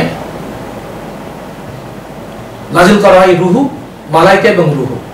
এই মালাইকা এবং রুহু বা খোদার মুলকিয়াত বা রুহু লাভের মধ্য দিয়ে একজন মানুষ যখন পরিশুদ্ধতা অর্জন করেন, তখন তিনি সমাজের হেদায়েত দাতা হয়ে যান, এবং তারই সফলতা নিয়ে আমরা আগামী এই শাবান মাসের আজকে 14 শাবান, আজকে লাইলাতুল বরাত, আজকে মাওলা মাহদী আলাইহিস সালামের 1156তম জন্মদিন, আবির্ভাব দিবস, এবং আমাদের মাওলা বাংলাদেশের প্রথম শহীদ, একমাত্র শহীদও বলা যেতে পারে, মাওলা শহীদ সৈয়দ শাহাতুল কাম রহমতুল্লাহ 737তম উরস মোবারক। এই সবকিছু মিলে আজকের দিনটি আমাদের কাছে অত্যন্ত গুরুত্বপূর্ণ একটি দিন। আমরা এই দিনের পবিত্রতাকে যদি সঠিকভাবে সাক্ষ্য দিতে চাই, তাহলে আমাদের সত্যমণ্ডিত পবিত্রতার সাথে আমাদের প্রতিটা মুহূর্তকে রবের জিকির এবং দরুদে রাসূলুল্লাহ সাল্লাল্লাহু আলাইহি ওয়াসাল্লামের মধ্য দিয়ে আমাদের জীবনের প্রতিটি কর্মকে সত্যমণ্ডিত করতে হবে। জীবনের প্রতিটি কর্মকাণ্ডকে সত্যমণ্ডিত করার নামই হচ্ছে সালাত। এবং আজকের যে প্রেক্ষাপট, সেই প্রেক্ষাপটে আমরা আপনাদের এখন নিয়ে যেতে চাই, এবং সেটি হচ্ছে যে আমাদের আজকের যে মূল কথা বলার বিষয়, সেটি হচ্ছে আমরা বলেছি মাওলায়াত এবং খেলাফত, এবং সেখান থেকে আমরা লারদুল বারাত এবং ইমাম মাহদী আলাইহিস সালামের আবির্ভাবের এই সময়কালকে আমরা একটু ব্যাখ্যা করার চেষ্টা করতে চাই। সাধারণত আপনারা জেনেছেন যে ইসলামের ইতিহাস সবচেয়ে করুণ এবং রক্তক্ষয়ী ইতিহাস। এর রন্ধ্রে রন্ধ্রে যে মুনাফিকি, সেই মুনাফিকিগুলোকে যদি আমরা চিহ্নিত করতে না পারি, তাহলে মুনাফিকি দেখা যাবে যে আমাদের মধ্যে ধর্মের অনুসরণ হয়ে দাঁড়িয়েছে। আপনারা মূল জায়গায় আমরা মূল আলোচনায় ফিরি, যে আপনারা জেনেছেন যে দিনের পরিপূর্ণতায় সকল নবীদের নবুয়তি দায়িত্ব পালনের মধ্য দিয়ে প্রিয় নবী মুহাম্মদ রাসূলুল্লাহ সাল্লাল্লাহু আলাইহি ওয়াসাল্লাম যখন জীবনের শেষ প্রান্তে, তখন ইসলামের পরিপূর্ণতার জন্য আল্লাহ তাআলা তার প্রতি সকল নবীদের যেমন ঈমান আনার কথা বলেছেন নিজেই, সেই সাথে প্রিয় নবী মুহাম্মদ রাসূলুল্লাহ সাল্লাল্লাহু আলাইহি ওয়াসাল্লাম সকল নবীদের নবী রূপে, সকল সৃষ্টিকুলের নবী রূপে আল্লাহ রাব্বুল আলামিনের বাণীতে তিনি সকল অনন্ত অসীম সৃষ্টি রহস্যের তিনি মূলাধার রূপে তিনি আমাদের মধ্যে সমাগত হয়েছে, এবং তিনি সকল সৃষ্টির মধ্যে প্রাণ রূপে তিনি সাক্ষ্যদাতা। তার জীবদ্দশায় তাকে পরিপূর্ণ অনুসরণ এবং তার প্রতি সর্বোচ্চ ভালোবাসার নাম হচ্ছে সর্বোচ্চ সাধনা, ঈমান। এবং যদি আপনি সফল হন, তাহলে আপনি মুমিনে পরিণত হবেন। আর মুমিন সম্পর্কে কোরআনের বাণী আপনারা জেনেছেন, কদ আফলাহাল মুমিনিন, মুমিনগণ সফল কাম। আর মুমিন হওয়া সবচেয়ে বড় যে অর্জন, সেটি হচ্ছে আন-নাবিয়্যু আওলা বিল মুমিনিনা মিন আনফুসিহিম, মুমিনগণের কাছে নবী রাসূল সাল্লাল্লাহু আলাইহি ওয়াসাল্লাম হচ্ছে প্রাণের চেয়ে প্রিয়তম সত্তা, কারণ সকল প্রাণী তার, সকল প্রাণী তিনি। কিন্তু এইটুকুই সাধারণভাবে আমাদের মুসলমানদের মধ্যে আমরা মনে করি যে এইটুকুই সর্বোচ্চ ধ্যান সাধনার মুখ্য অবস্থা। আমরা মনে করি অধিক নামাজ রোজা হজ যাকাত করলে আল্লাহ তাআলার কাছে আমরা সাহায্য পাবো, কিন্তু আল্লাহ তাআলার বিষয়ে আল্লাহ তাআলা বলছে যে আমরা অনেকেই জানি না। যে আমরা কালকে একটি আয়োজনে প্রশ্ন করলাম একজনকে, বলুন তো রহমতের মালিককে? বলছে উপরে আল্লাহ তাআলা। বলছে না, এটা কোরআন বলে না। সে অবাক হলো, এবং সে শুধু অবাক হলো না, একটা শক খেলো। কোরআন বলছে ওয়া আরসালনাকা ইল্লা রাহমাতাল লিল আলামিন, ইয়া রাসূলুল্লাহ সাল্লাল্লাহু আলাইহি ওয়াসাল্লাম, আমি আপনাকে জগতের সকল মনোজগৎ সহ সকল সৃষ্টিকুলের রহমত রূপে প্রেরণ করেছি। অর্থাৎ রহমতের মালিকই আপনি, আপনাকে রহমতের দাতা হিসাবে আমি প্রেরণ করেছি। আল্লাহর কাছে কোনো রহমত নেই। এটি কখন আপনি উপলব্ধি করবেন? যখন ওই সত্য আপনার মধ্যে আসবে যে আপনি যার নূরে নূরান্বিত হয়ে আছেন, তিনি হচ্ছেন নূরে মুহাম্মদুর রাসূলুল্লাহ সাল্লাল্লাহু আলাইহি ওয়াসাল্লাম। ওয়া মা আরসালনাকা ইল্লা রাহমাতাল লিল আলামিন, এই আয়াতটির ব্যাখ্যা আমরা এতদিন কি শুনেছি? যে তাকে রহমত স্বরূপ প্রেরণ করা হয়েছে, না, রহমতের দাতা রূপে প্রেরণ করা হয়েছে। কিভাবে? এই সত্যই হচ্ছে তার প্রতি ঈমান আনা। নিরাকার আল্লাহর প্রতি আমরা সকলেই ঈমান আনি, শয়তানও ঈমান এনেছে, কিন্তু আদম রূপী মহাজ্ঞানী মহাজনদের উপর পরিপূর্ণ ঈমান না আনা পর্যন্ত আপনি মুসলমান হতে পারেন না। সেইভাবেই মুহাম্মদুর রাসূলুল্লাহ সাল্লাল্লাহু আলাইহি ওয়াসাল্লামের প্রতি পূর্ণাঙ্গ ঈমান আনার যে চারিত্রিক বৈশিষ্ট্য, সেটি যদি আপনার মধ্যে না থাকে, আল্লাহ তাআলা বারবার এই সত্যকে বোঝাতে চেষ্টা করেছেন। নিরাকারের আনুগত্য করা যায় না, নিরাকারের আনুগত্য করা যায়, নিরাকার সরাসরি আপনার সাথে কথা বলে না। এই জায়গায় যে মারিফত বা সূক্ষ্মতা, সেটা সুফিদের কাছেই আপনাকে ফিরতে হবে। আতিউল্লাহ আতিউর রাসূল, মাইতি রাসূলা ফাকাত আতাল্লাহ, কুল ইন কুনতুম তুহিব্বুনাল্লাহ ফাত্তাবিউনি ওয়া ইউহিব্বুকুমুল্লাহ ইয়াগফির লাকুম যুনুবাকুম আল্লাহু গাফুরুর রহিম। এগুলো অর্থ বুঝতে হবে আপনাকে। সব জায়গায় রাসূল আল্লাহ প্রাধান্য, এইজন্যই যে রাসূল এর মধ্য দিয়েই প্রিয় নবী মুহাম্মদ রাসূলুল্লাহ সাল্লাল্লাহু আলাইহি ওয়াসাল্লাম সকল সৃষ্টিকুলের আদি নূর, আদি সমর্পিত সত্তা। আপনারা বারবার জেনেছেন, কুলিন্না সালাতি ওয়া নুসুকি ওয়া মাহইয়া ওয়া মামাতি লিল্লাহি রাব্বিল আলামিন লা শারিকা লাহু ওয়া বিযালিকা উমিরতু আনা আওয়ালুল মুসলিমিন। তিনি আদি মুসলমান, আদি সমর্পিত সত্তা। যে রহস্য লোকের কথা আপনারা বারবার আমার মুখে শুনেছেন। যেখান থেকে তার প্রতি সর্বোচ্চ ঈমান আনার ক্ষেত্রে যারা গাফেল, তারা তাকে বাদ দিয়ে যখন নিরাকারের কাছে যায়, শয়তানের চক্র এটি যে আদমকে সিজদা করতে বলা হয়েছিল। আদম প্রথম মসজিদ, সে আদম রূপী মহামানবকে যদি, মুর্শিদকে বা নিজের রাসূলকে যদি আপনি সর্বোচ্চ ভাবে মুক্তির উসিলা না মানেন, তাহলে আপনি কাকে মানছেন? আপনি শিখ মসজিদে গিয়ে যারা আনুষ্ঠানিক সালাত আদায় করেন তারাও তো দুইটা উসিলা মানেন, একটা হচ্ছে ইমাম ইত্তেদায়ে বিহাজাল ইমাম কাবাদি শারিবাতে আল্লাহু আকবার, এই দুইটাকে উসিলা বানান। সেখানে মহাজাগতিক মহাশক্তির সঙ্গে যুক্ত হতে হলে আপনাকে উসিলা তালাশ করতেই হবে। ইয়া আইয়ুহাল্লাযীনা আমানুত্তাকুল্লাহ ওয়াবতাগু ইলাইহি ওয়াসিলাতা ওয়া জাহিদু ফি সাবিলিহি লাআল্লাকুম তুফলিহুন। সত্য মণ্ডিত রবের তাকওয়া অবলম্বন করতে গেলে আপনাকে অবশ্যই উসিলা তালাশ করতে বলছেন আল্লাহ, এবং নিজের সাথে নিজের প্রবৃত্তির সাথে যুদ্ধ করে জিহাদে উত্তীর্ণ হলে কেবল আমরা সফল কাম হতে পারি, এটা আল্লাহ তাআলা ঘোষণা করেছেন। সাধুজন যে জায়গাটায় আমাদের মূল কথা, যেটি সারা পৃথিবীর মুসলমানদের জন্যই বলি আপাতত, তারা অধিকাংশ মুসলমানদের এটা মানে না। সেটি কি? সেটি নিয়েই আসলে আমাদের এই সুফি তরিকা ক্লাসের মূল রহস্য। সেটি হচ্ছে মুহাম্মদুর রাসূলুল্লাহ সাল্লাল্লাহু আলাইহি ওয়াসাল্লাম সবাই হয়তো স্বীকার করছে যে লা ইলাহা ইল্লাল্লাহ মুহাম্মাদুর রাসূলুল্লাহ, যদিও সালাফি নামের যে অভিশপ্ত দলটি ওহাবীদের আপডেট ভার্সন, তারা মসজিদ থেকে রাসূল পাক সাল্লাল্লাহু আলাইহি ওয়াসাল্লামের নাম সরিয়ে দিয়েছে, বলে যে রাসূল পাকের নাম না নাকি শিরক। এই যে ইবলিসের যে চরিত্র, আদম ছাড়া, আদমকে সিজদা করা যাবে না আল্লাহ ছাড়া, আল্লাহ ছাড়া রাসূলুল্লাহর নাম আযান থেকে বাদ দিবেন কি করে, মসজিদ থেকে বাদ দিবেন কি করে, তারা অনেকে দিয়েও দিয়েছে, কিন্তু তারা জানে না যে তাদের কোনো ইমানই নাই এবং তারা উম্মতে মুহাম্মাদী হতে পারবে না। কোরআন বলছে, যে জায়গাটিতে আমরা আসতে চাই, কোরআন বলছে যে মুমিন তারাই যারা প্রাণের চেয়ে প্রিয়, ভালোবাসায় সিক্ত নবী মুহাম্মদ রাসূলুল্লাহ সাল্লাল্লাহু আলাইহি ওয়াসাল্লাম প্রতি বা নিজ নিজ নবী রাসূলের প্রতি। সেখানে রাসূলুল্লাহর প্রতি ভালোবাসা সর্বোচ্চ ভালোবাসলে ইমানে কামেল হওয়া যায়, কিন্তু এখানে আল্লাহ তাআলা তার বক্তব্য শেষ করেননি। আমরা মূল কথাটায় আসি। কোরআনের সাথে বড় যে মৌলিক যে দুটি সত্য, সে দুটি সত্যকে অধিকাংশ মুসলমানরা মানে না বা জানি না বা এর প্রতি ঈমান আনেনি। এক হচ্ছে যে আল্লাহ তাআলার পক্ষ থেকে আল্লাহ তাআলা ঘোষণা করেছে যে রাসূলুল্লাহ সাল্লাল্লাহু আলাইহি ওয়াসাল্লাম আপনি বলে দিন,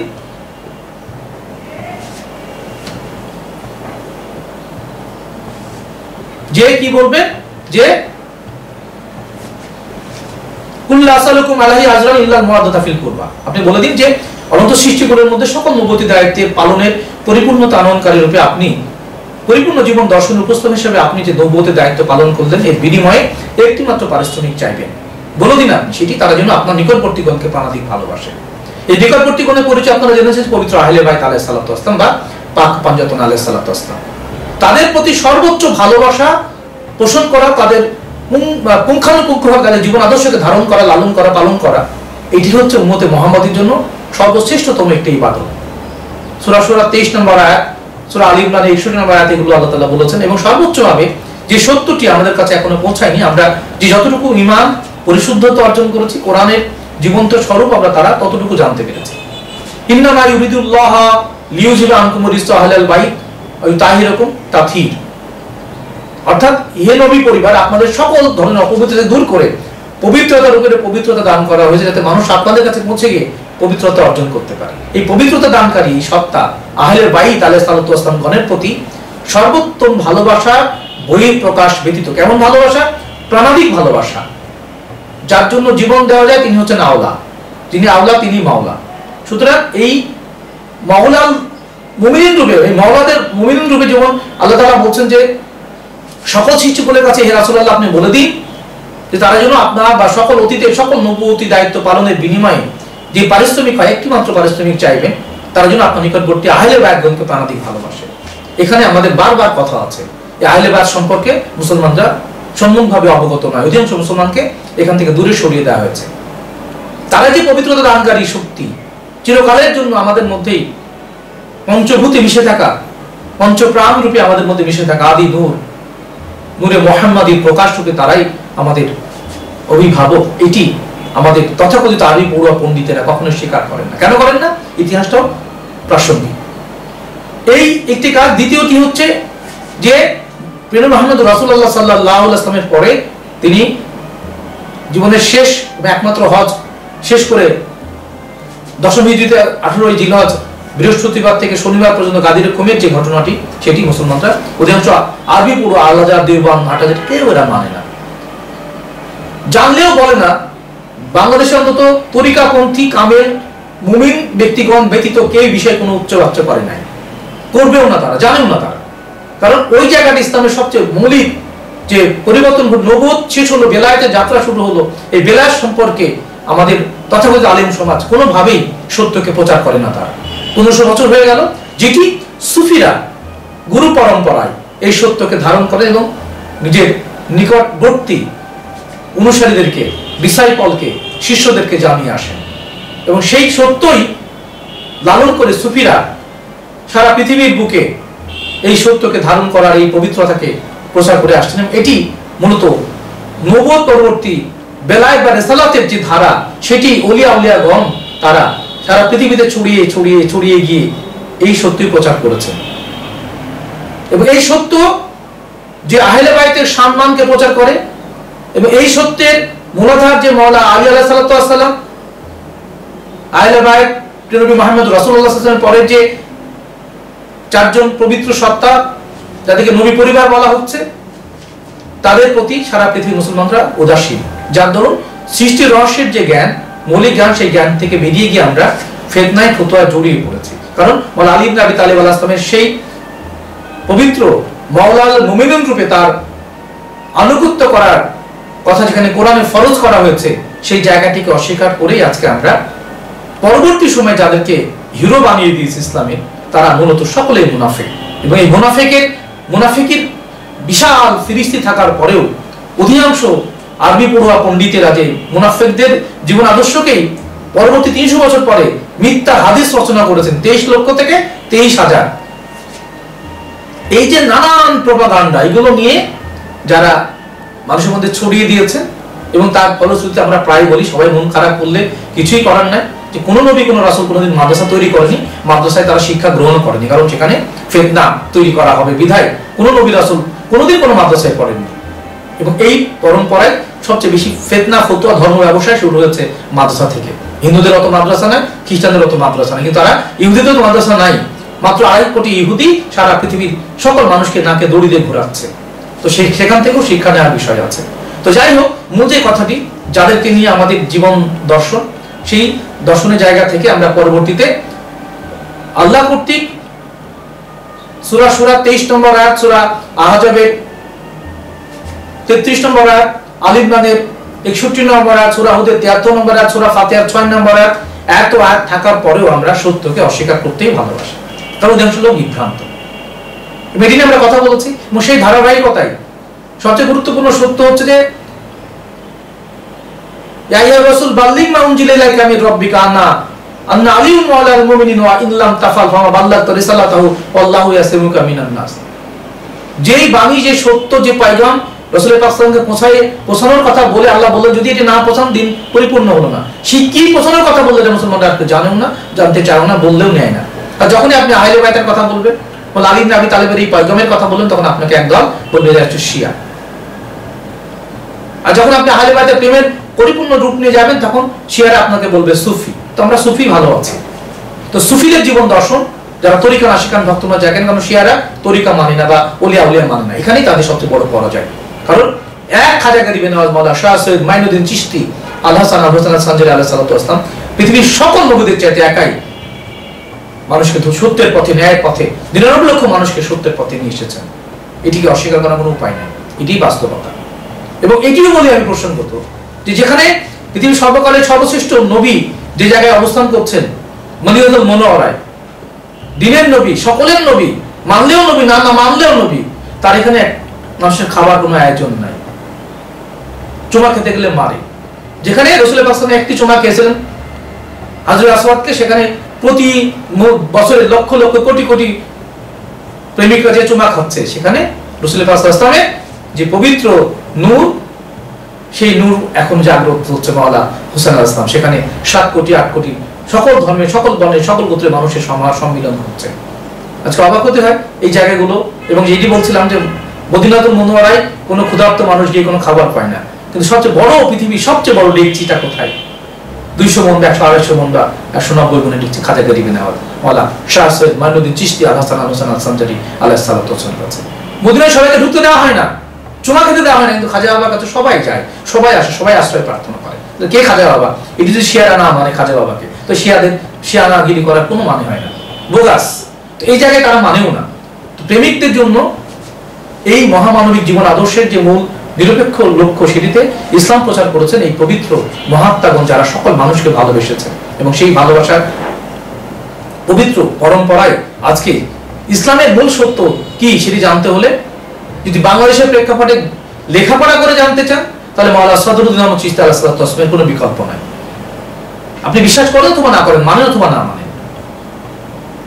এবং এই জায়গা থেকে যদি উপমত ইসলামের কথা বলে, তো খাজা গরিবে নওয়াজ, মাওলানা শাহ সৈয়দ মাইনুদ্দিন চিশতি আলাইহিস সালামের বিকল্প কেউ নাই, পৃথিবীতেই নাই। আহলে বাইতের যে রূপ নিয়ে আমরা কথা বলছিলাম, যে যাদেরকে মানা, যাকে মানা আল্লাহ ফরজ করলেন কোরআনে, তাদেরকে বাদ দিয়ে অন্য যারাই, যাদেরকে নানান ভাবে মিথ্যা হাদিস, মিথ্যা ফতোয়া কিতাব তৈরি করে যাদেরকে মহান বানানোর চেষ্টা করা হয়েছে, মুমিনদের কাছে তাদের এই চারিত্রিক স্খলনটা আল্লাহ তাআলা আগে জানিয়ে দেন। এবং সেই দৃষ্টিভঙ্গি থেকেই আমরা সংক্ষিপ্তভাবে আপনাদের আজকের যে প্রেক্ষাপট সেটা জানাতে চাই। যে আপনারা জেনেছেন যে রাসূল পাক সাল্লাল্লাহু আলাইহি ওয়াসাল্লামের জীবদ্দশায় তার দেহত্যাগের ৭৪ দিন আগে গাদিরে কুম নামক জায়গায় বিদায় হজের ভাষণে যেই পরম পবিত্র সৃষ্টি জগতের মধ্যে নবুয়ত পরবর্তী সকল সৃষ্টিকুলের সকল মুমিনদের মাওলা রূপে মাওলা আলী ইবনে আবি তালেবকে আল্লাহ তাআলা সকল সৃষ্টির মধ্যে তাকে অভিষিক্ত করলেন ১,৪৫,০০০, ১,১৫,০০০ সাহাবা আজমিনদের সামনে। তাকে অস্বীকার করা হলো ৭০ দিনের মাথায়। আপনারা জেনেছেন, সেই কথাগুলো আমরা বিস্তৃতভাবে বলেছি। রাসূল সাল্লাল্লাহু আলাইহি ওয়াসাল্লাম জীবনের শেষ বৃহস্পতিবার তিনি যখন একটু সুস্থ হয়ে ওঠেন, ইয়াউমুল খামিস বলা হয়, সেদিন তিনি কাগজ কলম আনতে বলেছিলেন। কিন্তু ওমর বিন খাত্তাবের নেতৃত্বে আবু বকর বিন কুহাফা, যারা উমাইয়া বা আব্বাসী রাজবংশের সুপ্ত বীজকে নিয়ে তারা হাশিম বংশের বিরোধিতাকারী ছিলেন, তারা এটিকে অস্বীকার করে বললেন যে কোরআনই যথেষ্ট। এরপরে রাসূল সাল্লাল্লাহু আলাইহি ওয়াসাল্লাম দেহত্যাগের পরে আপনারা জানেন যে বনু সুফিয়ান নামক জায়গায় ৩ দিন ব্যাপী যে ভয়ঙ্কর যে খেলাফতি প্রতিষ্ঠার জন্য যে চক্রান্তকারী একটি দল, তারা সেখানে গিয়ে নানান ভাবে ইসলামের যে মূল দর্শন সেটাকে অস্বীকার করে ফেললেন। এবং এইটি যে কি ভয়ঙ্কর ভাবে পরবর্তী সময়ে আল্লাহর দ্বীনের মূল দর্শনের পরিপন্থী হয়ে এখন পর্যন্ত পৃথিবীতে তারাই বলছেন, তারাই এখন পর্যন্ত ইসলামের হিরো হয়ে আছেন। সেখানে একটা প্রহসনের একটি বায়াত গ্রহণের মধ্য দিয়ে আমরা দেখেছি সাদ বিন উবাইদার মতো আনসার যেখানে নির্বাচিত হয়ে গেলেন, তাকে বাদ দিয়ে কুরাইশদের বা যারা মুহাজির ছিলেন তাদের পক্ষ থেকে নানানভাবে ওমর বিন খাত্তাবের নেতৃত্বে আবু বকর বিন কুহাফাকে খেলাফতি দায়িত্ব দেওয়া হয়। তিনি ২ বছর পর দেহত্যাগ করেন। কিন্তু তার মধ্যে যে ভয়ঙ্কর ঘটনাগুলো ঘটে আহলে বাইতের সাথে, সেগুলো প্রিয় মুমিন ভাই বোনেরা, ওলিয়া উলিয়াগণ বারবারই তাদের এই চরমতর বেয়াদবিকে, মুনাফিকিকে তারা হৃদয়ের ক্ষত রূপে তারা লালন করে সেই পবিত্র আহলে বাইতের প্রতি আমাদের ভালোবাসা সর্বোচ্চ সমর্পণের সাক্ষ্য আমরা বহন করি।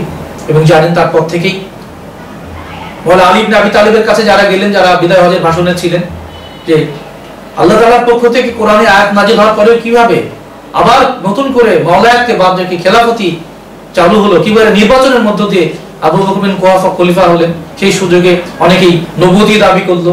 এই কন্দল শেষ হতে না হতেই মাওলানা আলী ইবনে আবি তালেব আলাইহিস সালামকে ধরে নিয়ে আসার জন্য আবু বকর বিন কুহাফা কর্তৃক ৪০ জনের একটি দল নিয়ে লাঠিয়াল ডাকাত বাহিনী নিয়ে ওমর বিন খাত্তাব মা ফাতেমাতুজ জাহরা সাহেবের বাড়ি ঘিরে ফেললেন, আগুন জ্বালিয়ে দিলেন।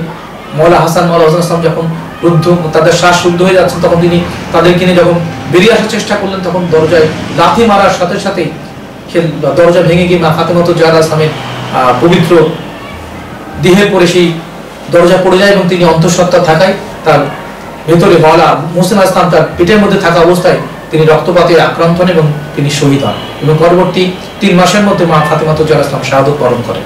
এরপর মাওলানা আলী আলাইহিস সালামকে ধরে নিয়ে গেলেও তিনি নীরবতা অবলম্বন করেন, তাকে একঘরে করে দেওয়া হয়।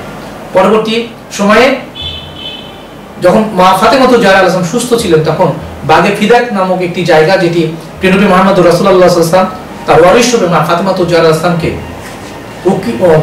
লিখিতভাবে দলিল করে দিয়ে গিয়েছিল, সেটিকে অন্যায়ভাবে আবু বকর বিন কুহাফা রাষ্ট্রায়ত্ত করে নেয়। এটি নিয়ে তার সাথে বাগবিতন হয় মা ফাতেমাতুজ জাহরা আলাইহিস সালাম, এবং তিনি দেহত্যাগের আগ পর্যন্ত তাদের চেহারা দেখেননি। এই যে মৌলিক সত্যগুলো কোনো তথাকথিত মাদ্রাসায় পড়ানো হয় না, যেগুলো বাস্তব সত্য। কেন মা ফাতেমাতুজ জাহরা আলাইহিস সালাম ১৭ থেকে ১৯ বছরের মধ্যে শাহাদত বরণ করলেন, আর কেন মুহাম্মদ রাসূলুল্লাহ সাল্লাল্লাহু আলাইহি ওয়াসাল্লামের পবিত্র দেহ মোবারক আরেকদিন পৃথিবীতে ছিল, এটি উত্তর কোনো সুন্নিদের কাছে পাবেন না। এই জন্যই পাবেন না তারা এই সত্যকে ধারণা করে না, এটি নিয়ে তাদের কোনো গবেষণাও নাই, কিন্তু এদের সংখ্যাই বেশি। এই নিয়েই সারা পৃথিবীতে নানান বিশৃঙ্খলা তৈরি হওয়ার মূল কারণ হচ্ছে যে প্রিয় নবী মুহাম্মদ রাসূলুল্লাহ সাল্লাল্লাহু আলাইহি ওয়াসাল্লামের প্রতি পরিপূর্ণ ঈমান আনতে আমরা ব্যর্থ হয়েছি। কারণ যাদের কথা শুনে, যাদের লেখনী পড়ে, যাদের ফিতনা ফতোয়ায় ডুবে গিয়ে আজকে মানুষ বিভ্রান্ত, তারা হচ্ছে সেই হুমায়ুন আব্বাস রাষ্ট্রশক্তির পদলেহী এই ইয়াজিদ পন্থী তথাকথিত কট্টরবাদী, এবং যারা নবী রাসূলের প্রতি সর্বোচ্চ প্রেমকে অস্বীকার করে, যারা নিরাকার ইবলিসের দেখানো তথাকথিত একত্ববাদী, যারা মুওয়াহিদ কাফের, একত্ববাদী কাফের, তাদের এই বিশৃঙ্খলা দিন দিন এত বেড়ে যাচ্ছে যে তারাই আজকে প্রকৃত মুমিনদের জন্য, মুহাম্মদ ইসলামের ধারক বাহকদের জন্য তারাই হুমকি স্বরূপ, বাইরের অন্য বিধর্মীদের আর প্রয়োজন নাই। তো এই প্রেক্ষিতে সেই ঘটনাগুলো পরবর্তী সময়ে 2 বছরের আবু বকর কুহাফার যে মানে দুঃশাসন বলি আমরা, ইসলামকে সুসংগঠিত করার ক্ষেত্রে মাওলানা আলী ইবনে আবি তালেব আলাইহিস সালাম সেই সময় থেকে রাসূলুল্লাহ সাল্লাল্লাহু আলাইহি ওয়াসাল্লামের দেহ থেকে 23 বছর তিনি ক্ষমতার বাইরে ছিলেন, এবং তিনি আধ্যাত্মিক সত্যকে, সুফিদের জীবন আদর্শের মৌলিক আধ্যাত্মিক শক্তি অর্জনের পথ পরিক্রমাকে তিনি তার মতো করে মানুষকে হেদায়েত দান করে চলেছিলেন। এরপরে আবু বকর বিন কুহাফা যখন মারা যান, তখন তিনি বলেছিলেন যে এরপরে মানুষ ভোটাধিকারের মধ্য দিয়ে আবু বকর বিন কুহাফাকে খলিফা নির্বাচন করেছে। সেখানে মাওলাদের কথাটাকে অস্বীকার করা হয়, কোরআনকে অস্বীকার করা হয়, রাসূলুল্লাহ সাল্লাল্লাহু আলাইহি ওয়াসাল্লামকে অস্বীকার করা হয়, তৎকালীন সাহাবা আজমানদের কথাকে অস্বীকার করা হয়। তারপরে কোনো ভোট ছাড়াই বনী সকিফায় যাওয়ার আগেই ওমর বিন খাত্তাবকে দ্বিতীয় খলিফা ঘোষণা করা হয়। তার সময়ের যে ঘটনাগুলো আরো ভয়ঙ্কর, 120টার মতো নববিধান তৈরি করা হয়, বেদাত তৈরি করা হয়, তার মধ্যে তারাবি, তার মধ্যে হিজরি সাল, এটা নিয়ে আমরা আগামী পর্বে কথা বলবো। আজকে আরো অন্য বিষয় নিয়ে কথা বলার কারণে এগুলো বিস্তারিত কথা আজকে আমরা সংক্ষিপ্ত করতে চাই। এরপরে যেটি হলো যে এরপরে যে রহস্যপূর্ণ ঘটনা, ওমর বিন খাত্তাবকে হত্যা করা হলো মসজিদের মধ্যে। আবু লুবাব একজন অগ্নি উপাসক, একটি বিচারের মধ্যে স্বজনপ্রীতির কারণে সেই সুবিচার থেকে বঞ্চিত হওয়ায় আবু লুবাব নামে একজন পার্সিয়ান তাকে মসজিদের মধ্যে তরবারি দিয়ে আঘাত করে, এবং তার 5 থেকে 6 জনের মাথায় ওমর বিন খাত্তাব মারা যায়। এই অসুস্থ হওয়ার পরে তিনি তারপরে কে হবে খলিফা, এটা নিয়ে তিনি একটি চমৎকার কৌশলের অবলম্বন করে তিনি ওসমান বিন আফফানের মানে খেলাফতিকে তিনি সুনিশ্চিত করে যান। এবং এটি আপনার গত পর্বে আপনারা জেনেছেন যে সেখানে খুব কৌশলের মধ্য দিয়ে ওসমান বিন আফফান সেই জায়গায় আপনারা জেনেছেন, এবং আপনারা বারবারই বলতে চাই, সেই ওসমান বিন আফফানের রাজত্বের সময় সবচেয়ে বড় অরাজকতা সৃষ্টি হয়। এই সময়কালের মধ্যে কোরআন একত্রিত করতে গিয়ে হচ্ছে ভয়ঙ্কর একটি অবস্থা তৈরি, এবং তাকে হত্যা করা হয়। সে হত্যাকারীরা গিয়ে বলে আলী ইবনে আবি তালেবকে হত্যা করতে চাই, বলে আপনি নেবেন দায়িত্ব অথবা, এবং তিনি বাধ্য হয়ে সেই দায়িত্ব নেওয়ার পরে তাকেও 4.5 বছরের মাথায় হত্যা করা হয়। তারপরে আর পিছনে ফিরে তাকাতে হয়নি। তারপরে ওমর বিন খাত্তাব, ওসমান বিন আফফানের যে মূল মাস্টার মাইন্ড আবু সুফিয়ানের অভিশপ্ত জারদ সন্তান মুয়াবিয়া, তার নেতৃত্বে ইসলাম সবচেয়ে বেশি সাম্প্রদায়িক এবং পুঁজিবাদী, ভোগবাদী এবং আরব্য সাম্রাজ্যবাদের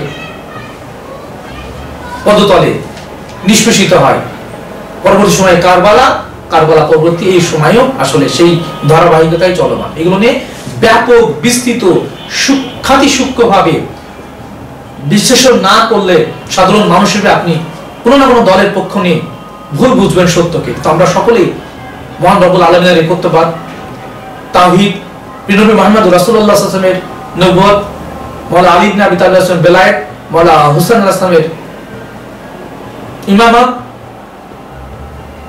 এবং নিজের মুর্শিদের বায়াতকে আমরা সাক্ষ্য দিই বিধায় এই সত্যের মুখোমুখি হওয়ার ক্ষমতা পৃথিবীর কারণে নাই, যেটি কোরআনুল কারিমে যে সত্যগুলো আল্লাহ তাআলা দান করেছেন, এবং সেই সত্যের ভিত্তিতে সুফিদের জীবন আদর্শ নীরবে, নির্জনে এবং কারোর সাথে কোনো রকমের বাদ বিতণ্ডায়, বস্তুগত কোনো ফিতনা ফতোয়ায় জড়িয়ে না গিয়ে বরং ইলহাম লাভের মধ্য দিয়ে মহান রব্বুল আলামিন এবং প্রিয় নবী মুহাম্মদ রাসূলুল্লাহ সাল্লাল্লাহু আলাইহি ওয়াসাল্লাম, মাওলানা আলী ইবনে আবি তালেব আলাইহিস সালামের নবুয়ত এবং বেলায়েত এবং মাওলানা হুসাইন আলাইহিস সালামের ইমামতকে সাক্ষ্য দানের এবং নিজ নিজ মুর্শিদের বায়াতের পবিত্রতাকে সারা জীবন ধরে ধারণ করার মধ্য দিয়েই সুফিদের আধ্যাত্মিক জীবনের পবিত্র এই মহাজাগতিক পরিভ্রমণ সফলতা অর্জন করে চলেছে।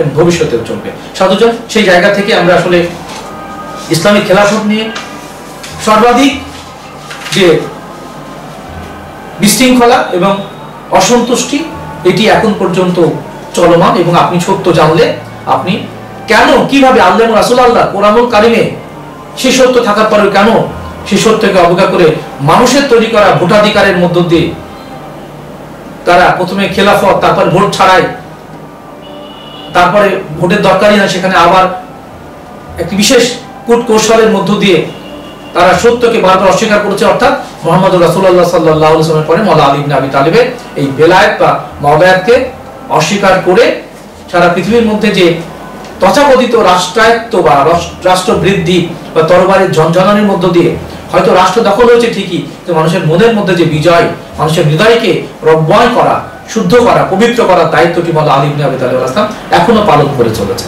সুতরাং এই সত্য জানার পরেই আমরা জানি তরিকার আশিকান, ভক্তপ্রাণ, জাকিরান, ধর্মপ্রাণ মুমিন মুসলমান যারা তরিকাপন্থী হয়েছেন, যারা একজন কামেল মুর্শিদের নেতৃত্বে সত্যকে ধারণ করেছেন, তারা জেনেছেন যে বেলায়েতের সম্রাট মাওলানা আলী ইবনে আবি তালিব আলাইহিস সালাম।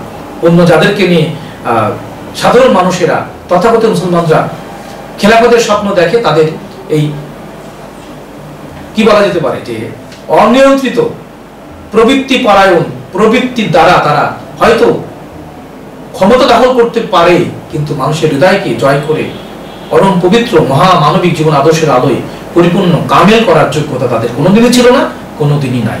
এবং সেই ধারাবাহিকতায় আমরা আগামী পর্বে আপনাদের সাথে কথা বলতে চাই যে ওসমানিয়া যে সাম্রাজ্য এবং তার মধ্যে সবচেয়ে বড় ইসলামের যে মৌলিক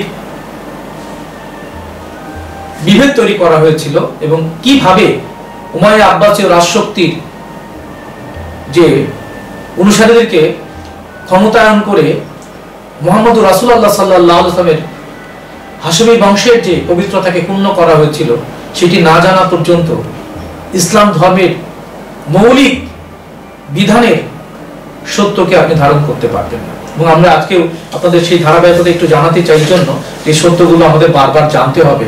কারণ সত্য না জানলে, সত্যে বারবার চর্চা না থাকলে আমরা মিথ্যাকে সত্য বলে গ্রহণ করে চলমান থাকি, এটি আমাদের জন্য খুব মানে সুফল বয়ে নিয়ে আসে না। দেখুন, যে জায়গাটিতে আমাদের বারবার ফিরতে হয়, আমরা আপনাদের সামনে যে কথাগুলো বারবার বলি, তার একটি কারণ হচ্ছে সেই সত্যকে যেন আপনি ধারণ করতে পারেন। কি ধারণ? সেটি যে সবচেয়ে বড় ইসলাম ধর্মের মূল দর্শনই হচ্ছে লা ইলাহা ইল্লাল্লাহ মুহাম্মাদুর রাসূলুল্লাহ। তারপরে যে অংশটুকু, সেটি আমরা জানিই না, মানি না, কোনোভাবেই মানি না। সেই অংশটুকুই ছিল 18 জিলহজের মূল মন্ত্র, লা ইলাহা ইল্লাল্লাহ মুহাম্মাদুর রাসূলুল্লাহ ওয়া আলী ওয়ালিউল্লাহ। এবং তারপরেও মারিফতের যে সূক্ষ্ম জ্ঞান সেখানে আছে, যে মারিফত ফাতলাতুল জয়রা, মারিফত আল্লাহ, মাওলা হাসান সবর আল্লাহ, মাওলা হোসেন শহীদ আল্লাহ।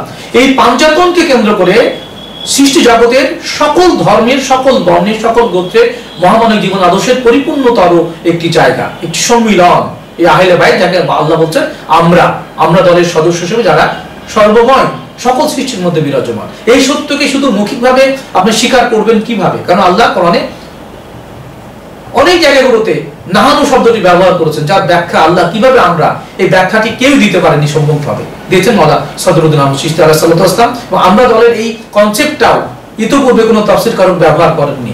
সুতরাং এই সত্য যারা ধারণ করেন তারা জানেন, কেউ প্রকাশ করেছেন হয়তো কেউ করেননি। কিন্তু মাওলানা সদরুদ্দীন আহমদ চিশতি আলাইহিস সালাতু ওয়াস সালামের যে কোরআন দর্শন, যেটি নিয়ে আমরা বলতে পারি সারা পৃথিবীর সকল ধ্যানী জ্ঞানী প্রেমময় মানুষের কাছে যদি এই সত্য কোরআন দর্শন পৌঁছে যায়, তাহলে আপনার আধ্যাত্মিক জগতের চেতনার মধ্যে একটি বিপ্লব ঘটবেই, এবং সেটি সত্যকে ধারণের একটি বিশেষ উপলক্ষও বটে। সাধুজন, যে সত্যটি আমরা বলতে চাই যে এই যে খেলাফত, যে খেলাফতকে আমরা অধিকাংশ মুসলমানরা, সুন্নিরা মানি, কিন্তু আহলে বাইতকে বা মাওলানা আলী ইবনে আবি তালিব আলাইহিস সালাম যে বেলায়েত, যেটি কোরআনে স্বীকৃতি দেওয়া হলো, সেটিকে কেন আমরা অস্বীকার করছি, কেন মানছি না? এটি নিয়ে নানা প্রশ্ন করার পর তাদের উত্তর থাকে না। কারণ তারা যে শিক্ষা পরম্পরায় যে শিক্ষাটি শিখে আসছেন আল্লাহ দেওবন্দ, হাটহাজারী থেকে, তারা কি শিখছেন? কোরআনের বাইরে কি কোনো শিক্ষা থাকতে পারে? তারা কোরআনের বাইরে হাদিস 23 লক্ষ থেকে 23,000 হাদিস নিয়ে মারামারি করছে।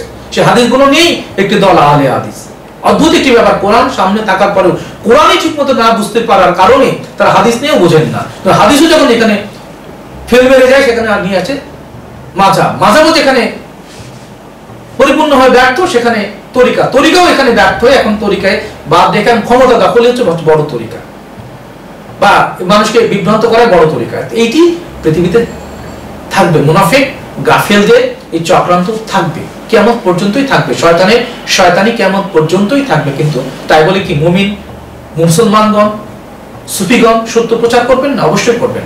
এক খাজা গরিবে নওয়াজ, আবারও তার নাম শ্রদ্ধা করে প্রণতি জানিয়ে স্মরণ করছি। তিনি না থাকলে উপমহাদেশে আমরা আহলে বাইতের মান শানও জানতে পারতাম না। আজকে সেখানে ইমাম মাহাদি আল ইসলামের আবির্ভাব করছে। ইমাম মাহাদি আল ইসলামকে নিয়ে আমি একটু কথা বলবো। তাকে নিয়ে এত মিথ্যা বিভ্রান্তি চলছে যে সেটি নিয়ে এখন পর্যন্ত নানা উপাখ্যানে ভরা ইসলামের ইতিহাস। শুধু আমরা এটুকু বলতে চাই যে যেই ধারায় আল্লাহ রাসূল সাল্লাল্লাহু আলাইহি ওয়াসাল্লামের জীবন আদর্শ, কোরআন যেভাবে তাকে সম্মানিত করেছে, সেই সত্যকে না জানা পর্যন্ত মোল্লাদের ব্যাখ্যা যদি ইসলাম জানেন, রাসূল পাক সাল্লাল্লাহু ব্যাখ্যা করেন, তাহলে আপনি ঈমান হারা হবেন তো হবেনই, এবং জাহান্নামের নিকৃষ্টতর অন্ধকারে নিমজ্জিত হবেন। কারণ তারা বলে যে রাসূল পাক নাকি মাটি, নাউজুবিল্লাহ, তার নাকি তিনি নাকি আমাদের মতো মানুষ, নাউজুবিল্লাহ, তার নাকি দাদা চাচা ইসলাম গ্রহণ, নাউজুবিল্লাহ। এই জাতীয় অসংখ্য মিথ্যা ইহুদি খ্রিস্টানদের টাকা খেয়ে এই অসংখ্য ভয়ঙ্কর এই ব্রিজগুলো আল-আজহার, দেওবন্দ, হাটাজারি সব জায়গা থেকে এরা বিশেষভাবে সংঘবদ্ধভাবে সাধারণ মানুষের মধ্যে এই সত্যকে মিথ্যাকে সত্যে পরিণত করার জন্য তারা একটা মিশনে সবসময় তারা লেগে আছে। কিন্তু তাই বলে মুমিনদের কাছে এসব মিথ্যাচার কখনোই কার্যকর ছিল না, হবেও না। তবুও আমাদের সত্যটা যারা আমরা তরিকানা শেখান, ভক্তবান জাকেরা, যারা একজন কামেল মুর্শিদের নিয়ন্ত্রণে আছে, তাদের সত্যটা জানার অধিকার আছে, বলার অধিকার আছে। আপনারা জেনেছেন যে রাসূল পাক সাল্লাল্লাহু আলাইহি ওয়াসাল্লাম দেহত্যাগের পরে তার মওলা আলী ইবনে আবি তালিবের বেলায়েতকে অস্বীকার করা হয়। আড়াই দিন রাসূল পাক সাল্লাল্লাহু আলাইহি ওয়াসাল্লাম দেহত্যাগ এর পরে পৃথিবীতে তাকে রাখতে হয়। 9 জন বা 7 জন মওলা আলী আলাইহিস সালামের নেতৃত্বে রাসূল পাকের দাফন সম্পন্ন হয়। 3 খলিফা সেখানে ছিলেন না। কেন ছিলেন না? কোনো উত্তর, কোনো সুন্নি দিতে পারবে না। তারপরে আসুন মা ফাতেমা জোহরা আলাইহিস সালামের যে বাগে ফিদাককে কেড়ে নিল, এর প্রতিবাদ এখন পর্যন্ত হচ্ছে, আমরা কিয়ামত পর্যন্ত করব। দ্বিতীয়ত হচ্ছে মওলা আলী আলাইহিস সালামের সাথে সর্বোচ্চ খারাপ আচরণ করা, মা ফাতেমাকে ওমর বিন খাত্তাবের লাঠিতে তাকে শহীদ করা, এর প্রতিবাদ আমরা জানাচ্ছি, কিয়ামত পর্যন্ত জানাবো। তারপরে বাগে ফিদাক তো কেড়ে নিল, তারপরে খেলাফতি কেড়ে নিল, মাওলায়াত কেড়ে নিল, খেলাফতি বলবো না, খেলাফতি দুনিয়ার শাসন। মাওলায়াতকে কেড়ে নেওয়ার পরে 23 বছর তিনি ক্ষমতার বাইরেই ছিলেন। তারপরে ওমর বিন খাত্তাবকে বিনা ভোটে ওমর বিন খাত্তাবকে দায়িত্ব দিলেন আবু বকর বিন কুহাফা। সেখানে কোনো ভোট হলো না। আগে ভোটের কথা বলা হলো, 19 ভোট হয়েছে, তারপরে ভোট প্রয়োজন হয়নি। তারপরে ওমর বিন খাত্তাব যখন হত্যা হলেন মসজিদের মধ্যে আবু লুলু নামক একজন পার্সিয়ানের হাতে, তারপরে তিনি অসুস্থ থাকা অবস্থায় 6 জনের একটি টিম তৈরি করে দিয়ে গেলেন। আপনারা টিমের যারা সদস্য তারা জানেন, এবং সেখানে তিনি 2টা শর্ত দিলেন যে 6 জনের মধ্য থেকে যদি 2 জন নির্বাচিত হয়, তো এই 2 জনকে, যে 2 জনের একজনকে যদি তার সন্তান ওমর বিন আব্দুল্লাহ যদি রায় দেয়, তাকে সবাই মেনে নিবে, নাহলে সবাই হত্যা করা হবে যারা অস্বীকার করবে। যদি সেখানেও মানুষের অসন্তুষ্টি থাকে, তাহলে তার মধ্য থেকে আরেকজনকে তিনি নির্বাচন হিসেবে নির্ধারণ করে গেলেন, সে যাকে রায় দিবে তাকেই অকপটে এই তৃতীয় খলিফা হিসেবে মানতে হবে। মওলানা আলী ইবনে আবি তালিব আলাইহিস সালাম প্রশ্ন করা হয়েছিল যে আপনি কেন সেই মিথ্যা এবং সেই অবৈধ খেলাফতে উপস্থিত হলেন? তিনি বলেছিলেন যে আমার সত্য আমার রবের কাছে, সুতরাং আমি যে আমার পবিত্রতা রব কর্তৃক স্বীকৃত, আমাকে আমার যোগ্য পবিত্রতার জন্য আমাকে সেখানে থাকতেই হবে, নাহলে অনগত কাল আমাকে নানানভাবে অপব্যাখ্যা করবে।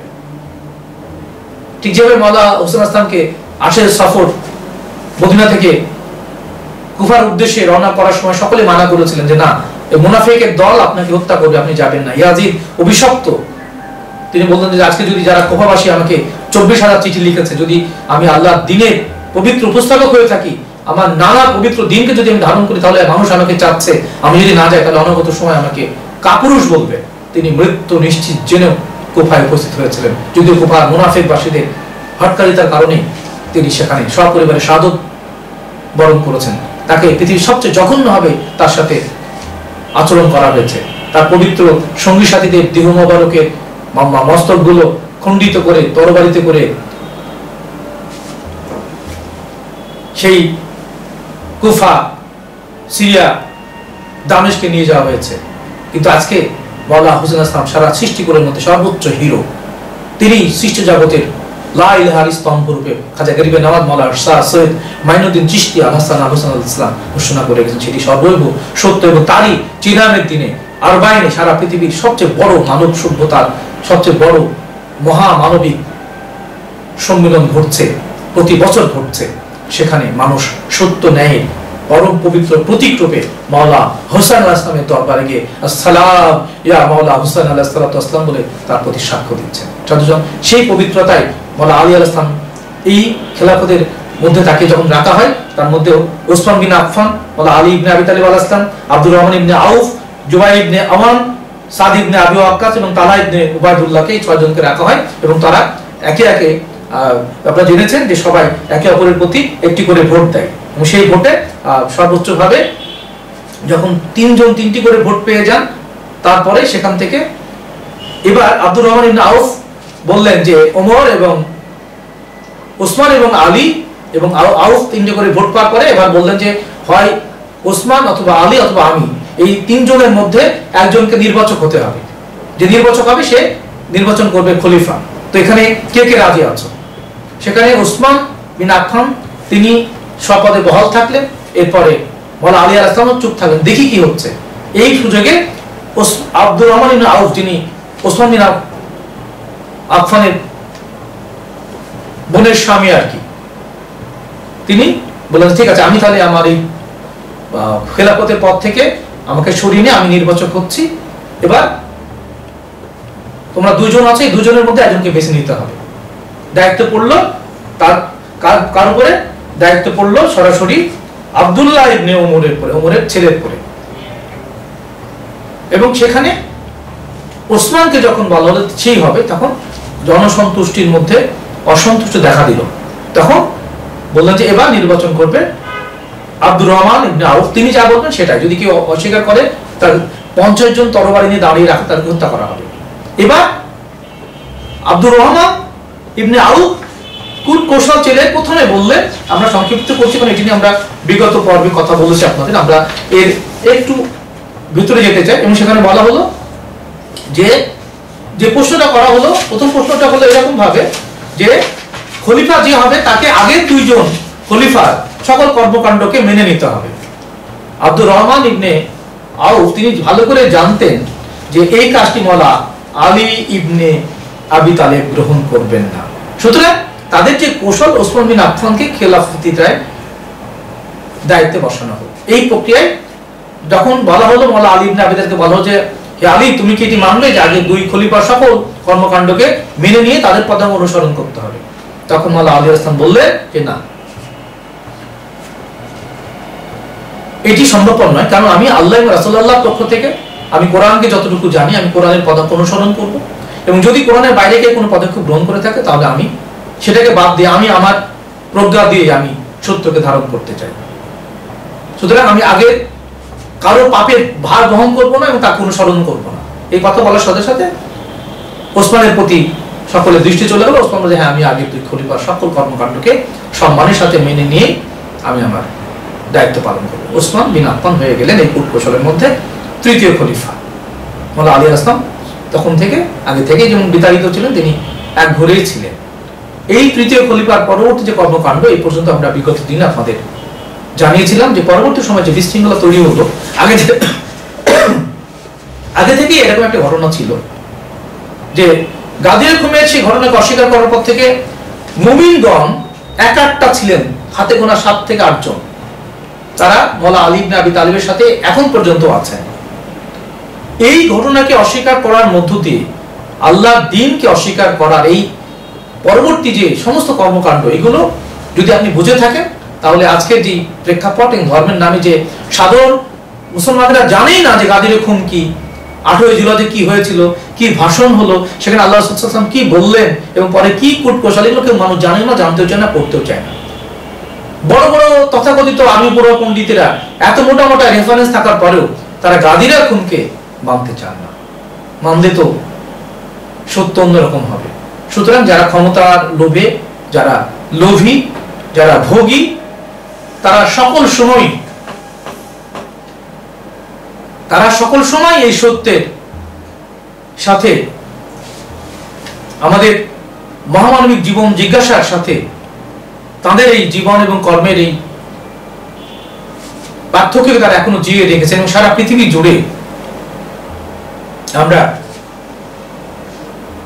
দেখেছি যে সারা পৃথিবীর মধ্যে এখন পর্যন্ত ধর্মের নামে সবচেয়ে বড় যে বিশৃঙ্খলা, সেটি এই 18 জিলহজ গাদিরে খুনকে না মানা। এবং পরবর্তী সময়ে যাদের জীবন, দর্শন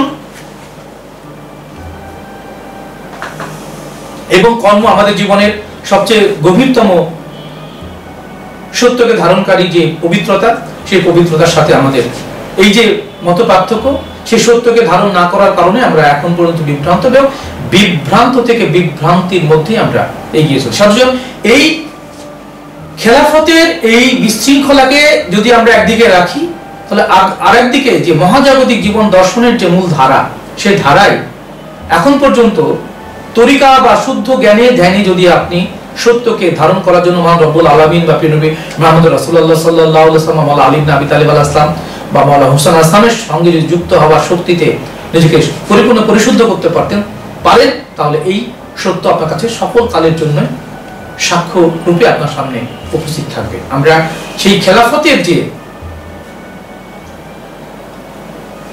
ভয়ঙ্কর স্বরূপ, সেটি নিয়ে ওসমান বিন আফফানের যে রাজত্বের সময় যে বিশৃঙ্খলা, এবং তারপরে মাওলানা আলী ইবনে আবি তালিবের রাজত্ব গ্রহণ এবং তাকে খেলাফতিতে দায়িত্বে জোর করে তরবারের সামনে নিয়ে আসা এবং পরবর্তী ঘটনা নিয়ে আমরা খুব ধীরে ধীরে কথা বলতে চাই। এখন এরপর থেকেই এই সত্যগুলো যদি আমরা নিরপেক্ষভাবে না জানি, তাহলে আজকে যা জানছি সেগুলো যে ভুল এবং সেগুলো যে বিভ্রান্তি যুক্ত, এটি আপনি তখনই বুঝতে পারবেন যখন আপনি প্রতিটা সময়কালকে আপনি ধীরে ধীরে নিরপেক্ষভাবে বিশ্লেষণ করবেন। সেটি না জানার কারণে অধিকাংশ মানুষ আমরা বিভ্রান্ত।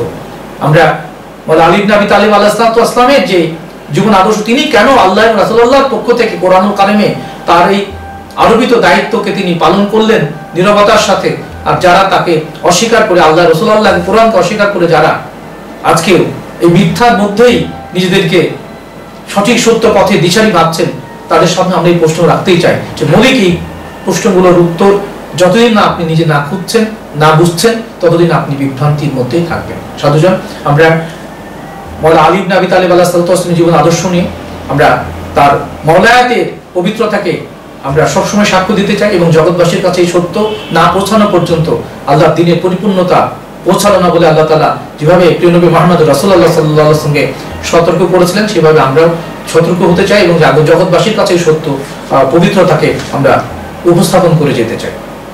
আল্লাহুম্মা সাল্লি আলা মুহাম্মাদ ওয়া আলি মুহাম্মাদ সাল্লাল্লাহু আলাইহি ওয়াসাল্লাম। সাধুজন, আমরা আজকে আরো দুজন মহান পবিত্র সত্তার যে আগমন, তাদের প্রক্রিয়া নিয়ে একটু কথা বলতে চাই, এবং সেটি এই জন্য যে তারা আমাদের জীবন এবং কর্মের সাথে, আমাদের আধ্যাত্মিক শক্তির সাথে তিনারা যুক্ত।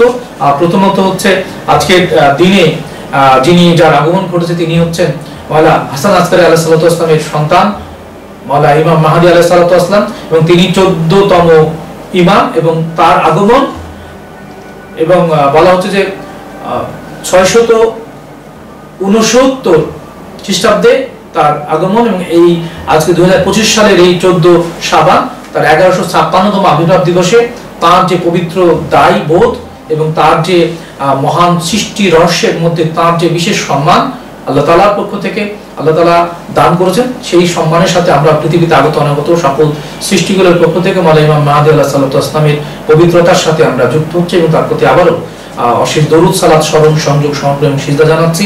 আল্লাহুম্মা সাল্লি আলা মুহাম্মাদ ওয়া আলি মুহাম্মাদ সাল্লাল্লাহু আলাইহি ওয়াসাল্লাম। এবং কুরআনুল কারিমে তার এই পবিত্রতাকে নিয়ে আল্লাহ তাআলা ঘোষণা করেছেন যে বিসমিল্লাহির রহমানির রহিম ওয়া লাকাদ কাতাবনা ফিজ যাবুরি মিন বাদি যিকরি আন্নাল আরদুয়া ইয়ারিসুহা ইবাদিয়াস সালিহুন। অর্থাৎ আল্লাহ তাআলা বলছেন যে নিশ্চয় আমরা তৌরাতের পরে জাবরে উল্লেখ করেছি যে যোগ্যতা সম্পন্ন বান্দারা পৃথিবীতে আমাদের উত্তরাধিকার হবে। মাওলানা ইমাম মাহদী আলাইহিস সালামের আগমন নিয়ে আমরা খুব সংক্ষিপ্তভাবে কথা বলবো আজকে, তাকে নিয়ে দীর্ঘ আলোচনা রয়েছে। আমরা তার জীবন দর্শনকে নিয়ে কথা বললে আমরা উম্মতে মুহাম্মাদীর যে পবিত্রতা সেটি জানতে পারবো। এবং বলা হচ্ছে যে ইমাম মাহদী আলাইহিস সালামের যে আগমন এবং তার যে গায়েব হয়ে যাওয়া, অদৃশ্য হয়ে যাওয়ার যে ইতিহাস, এবং তিনি কোনো এক সময় আমাদের মধ্যে আসবেন, এই ধারণায় আমরা যারা অবস্থান করছি, এটি তো সাধারণ মানুষের মধ্যে এই আখ্যানটি দীর্ঘকাল ধরে প্রচলিত রয়েছে। কিন্তু আসলে মাহদী রূপে প্রতিটি মহামানবের মধ্যেই ইমাম মাহদী আলাইহিস সালামের যে সম্যক আগমন, সেই সম্যক গমনের বা সম্যক আগমনের এই পবিত্রতা হচ্ছে একজন কামেল মুর্শিদি, একজন ইমাম মাহদী আলাইহিস সালামের পবিত্র দায়ী বোধ থেকে তিনি সেই সত্যকেই ধারণ করে জগৎবাসীর কাছে সেই সত্যেরই পবিত্র উপস্থাপন হিসেবে কাজ করে যাচ্ছেন। যদিও এবং এই ব্যাপারে কোরআনুল কারিমে আল্লাহ তাআলা ঘোষণা করছেন যে ওয়া নিরুদু ওয়া নামুন্না আলাল্লাযিনা তুদইফু ফিল আরদি ওয়া নাজআলাহুম আইম্মাতাও ওয়া নাজআলহুমুল ওয়ারিসিন। আল্লাহ বলছেন যে নিশ্চয়ই আমরা ইচ্ছা করলাম যাদেরকে পৃথিবীর বুকে যারা বঞ্চিত হয়েছেন তাদেরকে আল্লাহ তাআলা নেতৃত্ব দান করবেন এবং উত্তরাধিকারী বানাবেন। পবিত্র আহলে বাইতের শানে কোরআনে আরো অনেকগুলো আয়াত আছে। আমরা সবকিছুর মূল যে রহস্য বলা ইমাম মাহদী আলাইহিস সালামের যে পৃথিবীতে আগমন এবং তিনি যে অদৃশ্য হয়েছেন এবং সে অদৃশ্যময় পবিত্র জীবন আদর্শের মধ্য থেকে আমরা যে সত্যকে ধারণ করি, মুর্শিদ পরম্পরায় আমরা ইমাম মাহদী আলাইহিস সালামের বাহ্যিক সাক্ষ্য দানের জন্য সারা পৃথিবীর মানুষের যে অপেক্ষা, তখন সেটি প্রতিটি কামেল মুমিন, কামেল গুরুই সেই ইমাম মাহদী আলাইহিস সালামের প্রকৃত দায়িত্ব পালন করে চলেছেন। নির্দিষ্ট মারিফত যার যার মুর্শিদ তার ইমাম মাহদী আলাইহিস সালামের পবিত্র পরিচয় সাক্ষ্য বহন করছে। সুতরাং আমরা এই আয়োজনে 1156তম পবিত্র ইমাম মাহদী আলাইহিস সালাম আবির্ভাব দিবসে আরেকবার পৃথিবীতে আগত অনাগত সকল সৃষ্টিগুলোর পক্ষ থেকে অশেষ দরুদ, সালাত, স্মরণ, সংযোগ এবং সমর্পণ জানাচ্ছি। আল্লাহুম্মা সাল্লি আলা মুহাম্মাদি ওয়া আলি মুহাম্মাদ সাল্লাল্লাহু আলাইহি ওয়াসাল্লাম।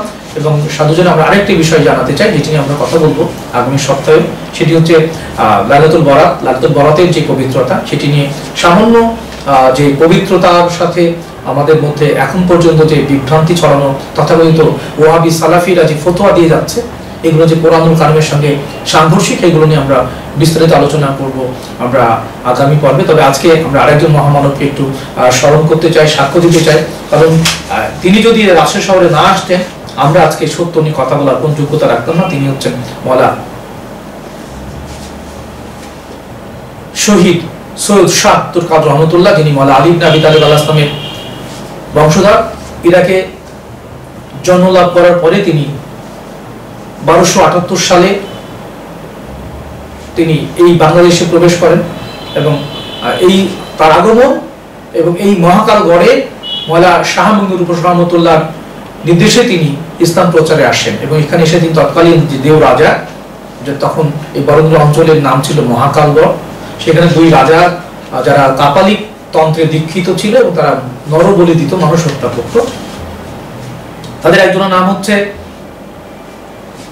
আংশুদেব চান্দ্রভণ্ডী বর্মভোজ এবং আরেকজনের নাম হচ্ছে আংশুদেব খেজুর চান্দ খড়গ গুজ্জভোজ। এই দুই ভাইয়ের এই মানবতা লঙ্ঘন এবং মানুষকে হত্যা করার মধ্য দিয়ে যে তারা ত্রাসের রাজত্ব কায়েম করেছিল, সেই অরাজকতা এবং সর্বোচ্চ মানবতা বিরোধী কর্মকাণ্ডকে রুখে দেওয়ার জন্যই মওলা শাহ সৈয়দ আব্দুল কুদ্দুস ওরফে শাহ মাকদুম রূপসী রহমতুল্লাহর নির্দেশেই মওলা শহীদ সৈয়দ শাহ আব্দুল কাদের রহমতুল্লাহর এই বরেন্দ্র অঞ্চলে বা তৎকালীন মহাকাল গড়ে আগমন এবং তার পবিত্র জীবন আদর্শের যে পবিত্র উপস্থাপন, তার পরম প্রেমময় স্নেহ ধন্য পবিত্র ইসলামের সুশীতল ছায়াতলে তিনি যেভাবে মানুষকে সত্যের পথে, ন্যায়ের পথে, মুক্তির পথে আহ্বান জানিয়েছেন, সেটি ক্রমাগতভাবে তৎকালীন কাপালিক দুই ভাইয়ের জন্য হুমকি স্বরূপ হয়ে ওঠেন এবং তাকে নানাভাবে বাধাগ্রস্ত করা হয়। তারপরে তাকে বন্দী করা হয় এবং বন্দী করা অবস্থায় তিনি কারাগারের ভিতরে থেকেই তিনি বাইরে আধ্যাত্মিক শক্তি বলে এসে মানুষকে সত্যের পথে, ন্যায়ের পথে আমন্ত্রণ জানান।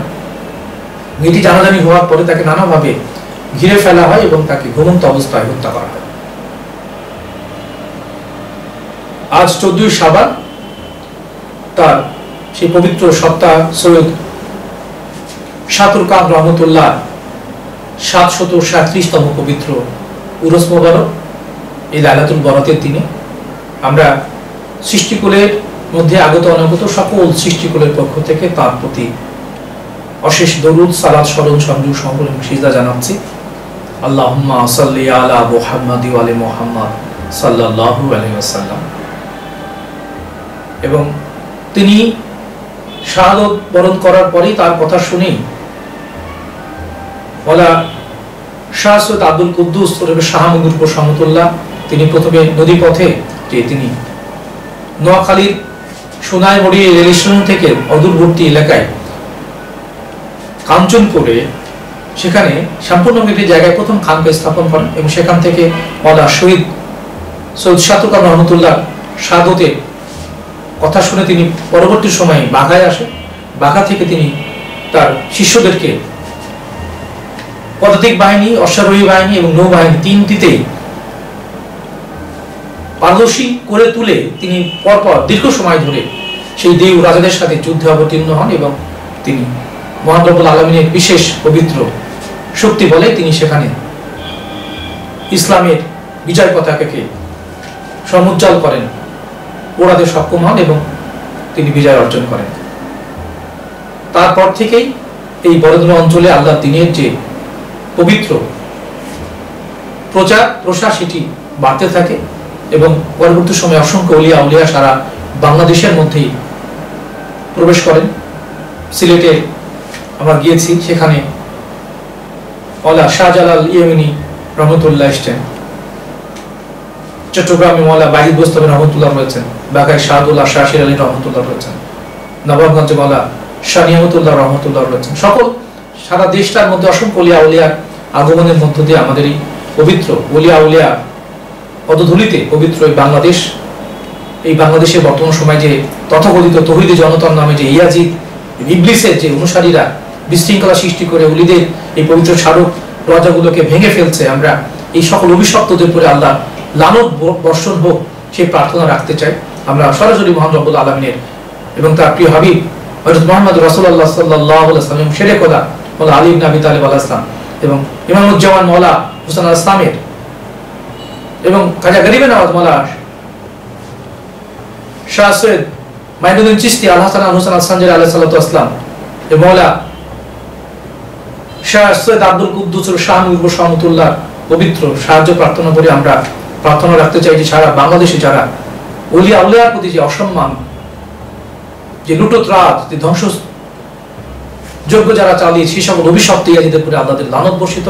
মহান রব্বুল আলামিন আল্লাহ পক্ষ থেকে, রাসূলুল্লাহর পক্ষ থেকে, সব ওলিয়া আল্লাহর পক্ষ থেকে, সকল আধ্যাত্মিক শক্তির পক্ষ থেকে এই বাংলাদেশে যারা এই অপকর্ম চালিয়ে তাদের উপরে সরাসরি গজব নাজিল হোক, এটি আমাদের সর্বোচ্চ প্রার্থনা। এবং আজকেও যারা ওলিয়া উলিয়া নিয়ে মিথ্যাচার করছে, যারা ইয়াজিদি উমাইয়া আব্বাসীয় রাজশক্তির পদলি যে সকল ইবলিসেরা যারা ধর্মের নামে সারা পৃথিবীতেই ইসলাম ধর্মকে অপবিত্র করছে, সেই সকল অভিশপ্তদের উপরে আল্লাহ লানত বর্ষিত হোক। সাধুজান মওলা শহীদ সৈয়দ শাতুরকান রহমতুল্লাহ এই 737তম পবিত্র ওরাসের এই মাহেন্দ্রক্ষণে আমরা তার প্রতি আরেকবার পৃথিবীতে আগত অনাগত সকল সৃষ্টিকুলের পক্ষ থেকে অশেষ দরুদ সালাত স্মরণ সংযোগ সিজদা জানাচ্ছি। আল্লাহুম্মা সাল্লি আলা মুহাম্মাদ ওয়া আলি মুহাম্মাদ সাল্লাল্লাহু আলাইহি ওয়াসাল্লাম। এবং এই লাইলাতুল বরাত নিয়ে পরবর্তী সময়ে সারা পৃথিবী জুড়ে যে মিথ্যাচার বা যে কোরআন এবং প্রকৃত হাদিস রাসূলুল্লাহ সাল্লাল্লাহু আলাইহি ওয়াসাল্লামের সামনে যে সকল মিথ্যাচার করা হয়েছে এবং আমরা সেই সকল মিথ্যাচারের যে প্রকৃত জবাব সেটি আমরা যত সময় আপনাদের আমরা জানাতে চাই। এবং এই লাইলাতুল বরাতের যে মূল আদর্শ এবং সেই আদর্শের জায়গা থেকে আমরা জানি যে শাবান মাসের 14 এবং 15তম এই মধ্য পূর্ণিমায় পরিপূর্ণতার মধ্যে মধ্য শাবানের এই পূর্ণিমার 13, 14, 15 তারিখ অত্যন্ত গুরুত্বপূর্ণ এবং সেই গুরুত্ব সর্বকালেই ছিল। যিনি মুহাম্মদ রাসূলুল্লাহ সাল্লাল্লাহু আলাইহি ওয়াসাল্লামের পবিত্র বংশধরের আগমনের মধ্য দিয়ে এটি আহলে বাইত প্রেমিকদের জন্য আরো ঈদের আনন্দে এটি আরো আলোকিত হয়ে উঠেছে এবং এই শাবানকে কেন্দ্র করে সারা পৃথিবী জুড়ে এই লাইলাতুল বরাতের যে পবিত্রতা, এই পবিত্রতাকে আপনারা সবসময় জানবেন।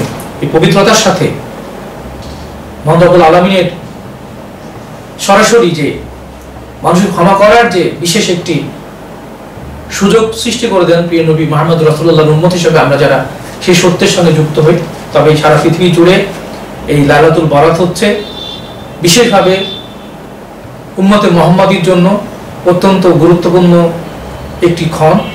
এই ক্ষণে আমরা বারবার বলছি যে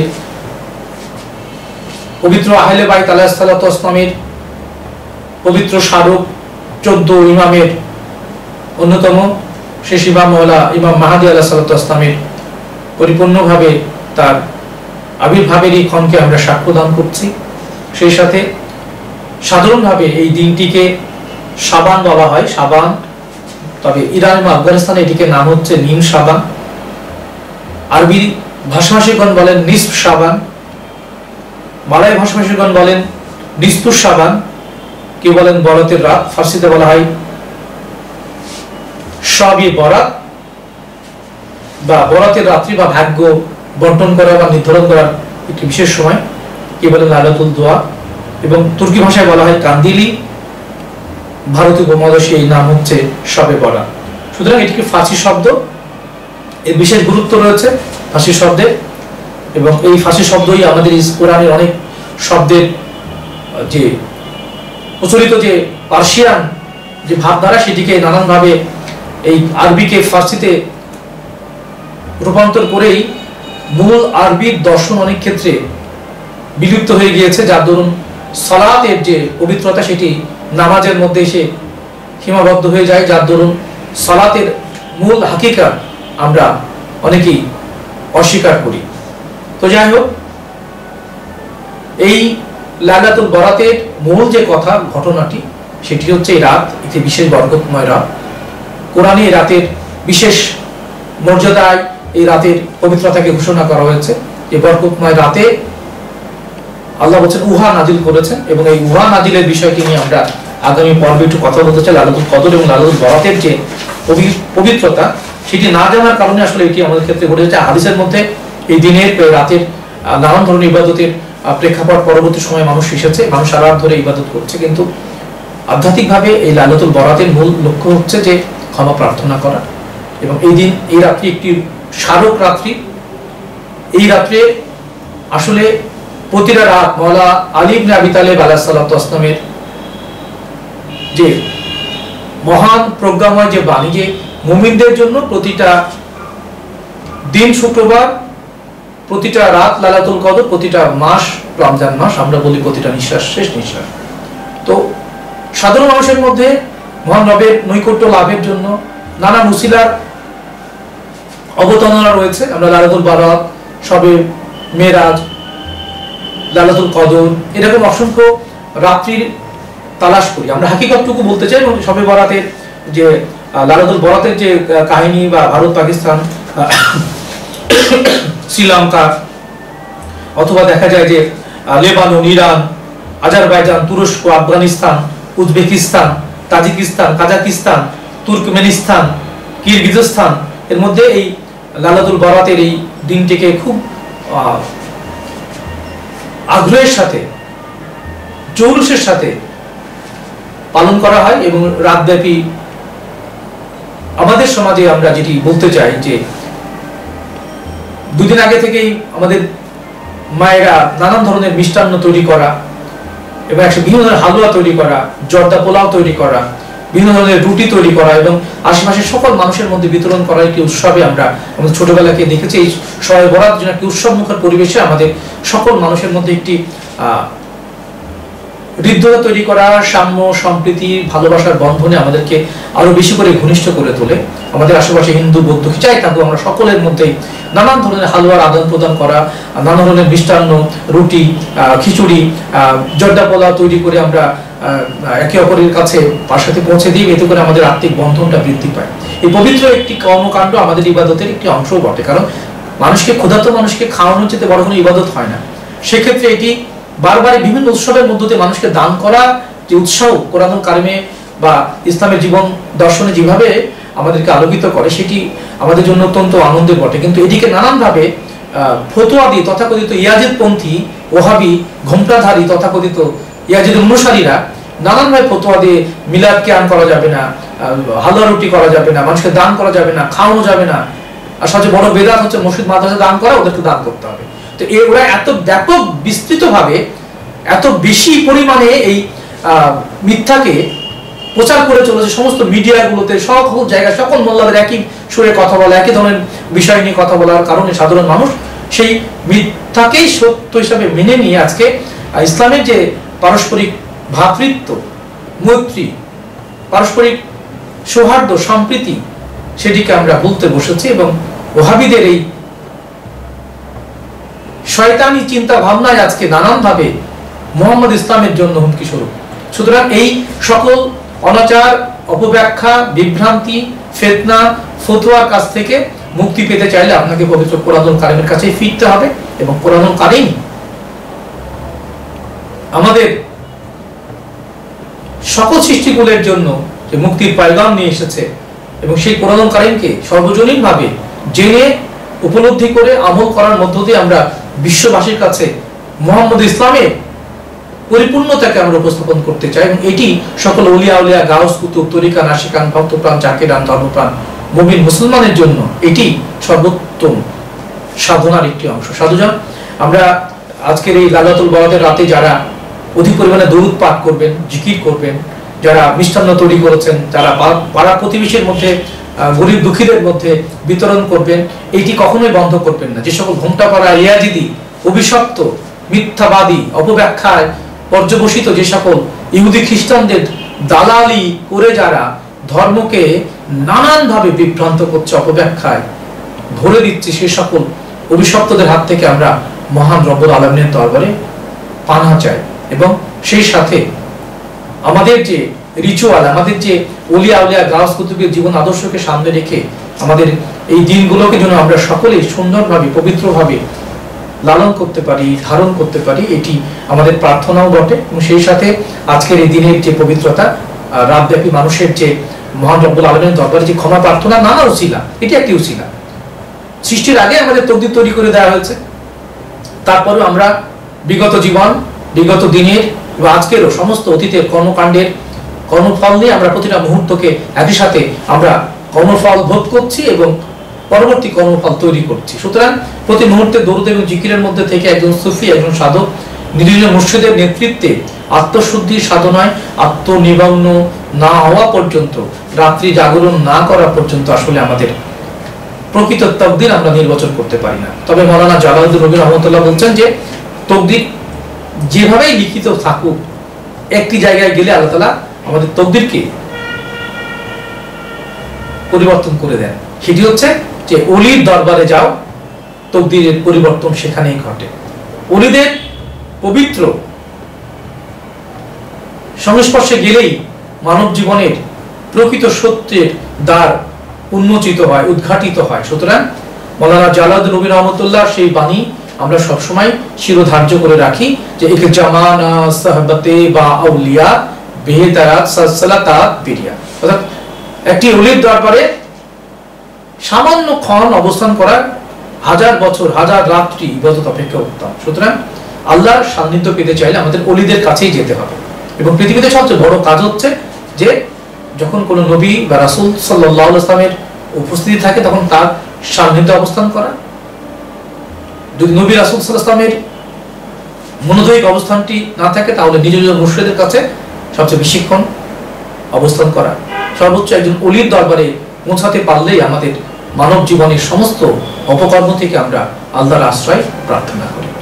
সুতরাং এই লাইলাতুল বরাতের যে পবিত্রতা এবং ইমাম মাহদী আলাইহিস সালামের যে আগমনের এই মহেন্দ্রক্ষণ, একই সাথে আমাদের এই বরেন্দ্র অঞ্চলের আকা, যিনি বাংলাদেশের প্রেক্ষাপটে বলি যে প্রথম শহীদ মওলা সৈয়দ শাহ তুরকান রহমতুল্লাহ এই পবিত্র উরাসের এই মহেন্দ্রক্ষণে আমরা আরেকবার পৃথিবীর সকল মানুষের জন্য, যারা এসেছে, যারা আছে, যারা চলে গেছে, যারা আসবেন, সকল মানুষের আত্মমুক্তির জন্য যে মহান রব্বুল আলামিন আমাদের মানব জীবনকে যেন তথাকথিত বিভ্রান্ত সৃষ্টিকার, অপব্যাখ্যাকারী অভিশপ্ত ইয়াজিদ উমাইয়া আব্বাসীয় রাজশক্তির পদবী, তথাকথিত ফিতনাবাজ, ফতোয়াবাজ, ফ্যাসাদ সৃষ্টিকারী, তথাকথিত ধর্ম ব্যবসায়ী, আগুন ভক্ষণকারীদের হাত থেকে যেন আমরা আল্লাহ এবং রাসূল পাক সাল্লাল্লাহু আলাইহি ওয়াসাল্লামের পবিত্র দ্বীনের পবিত্র স্বরূপকে যেন আমরা প্রিয় নবী মুহাম্মদ রাসূলুল্লাহ সাল্লাল্লাহু আলাইহি ওয়াসাল্লামের নবুয়ত, মাওলানা আলী ইবনে আবি তালিব আলাইহিস সালামের বেলায়েত, মাওলানা হুসাইন আলাইহিস সালামের ইমামত এবং নিজ মুর্শিদের পবিত্র বায়াতকে যেন আমরা ধারণ করতে পারি এবং সেই ধারণায় যেন আমরা আমাদের জীবনকে এগিয়ে নিতে পারি। নিজ যারা পরিবার পরিজন আছেন তাদের সকলের মধ্যে এই সত্যগুলো যেন আমরা সহজভাবে আমরা আমাদের যে ধ্যান সাধনার মধ্য দিয়ে আমাদের আত্মশুদ্ধির যে পরম্পরা, সেই পরম্পরা যেন আমরা একে অপরকে শক্তির সাথে যুক্ত করতে একে অপরকে সহযোগিতা করি, সেটি আমাদের প্রার্থনা। আজকের এই মহিমান্বিত লাইলাতুল বরাতে যেন আমাদের বরাত বা ভাগ্য মহান রব্বুল আলামিন তার সঙ্গে যুক্ত করে দেন, প্রিয় নবী মুহাম্মদ রাসূলুল্লাহ সাল্লাল্লাহু আলাইহি ওয়াসাল্লামের সঙ্গে যুক্ত করে দেন, মাওলানা আলী ইবনে আবি তালিব আলাইহিস সালামের সঙ্গে যুক্ত করে দেন, মা ফাতেমাতুজ জাহরা আলাইহিস সালাতু ওয়াস সালাম যুক্ত করে দেন, মাওলানা হাসান আলাইহিস সালামের সঙ্গে যুক্ত করে দেন, মাওলানা হুসাইন আলাইহিস সালামের সঙ্গে যুক্ত করে দেন এবং আমরা যেন আল্লাহর দ্বীনের মুহাম্মদ ইসলামের পবিত্র সত্যকে ধারণ করে আমাদের ভাগ্যকে যেন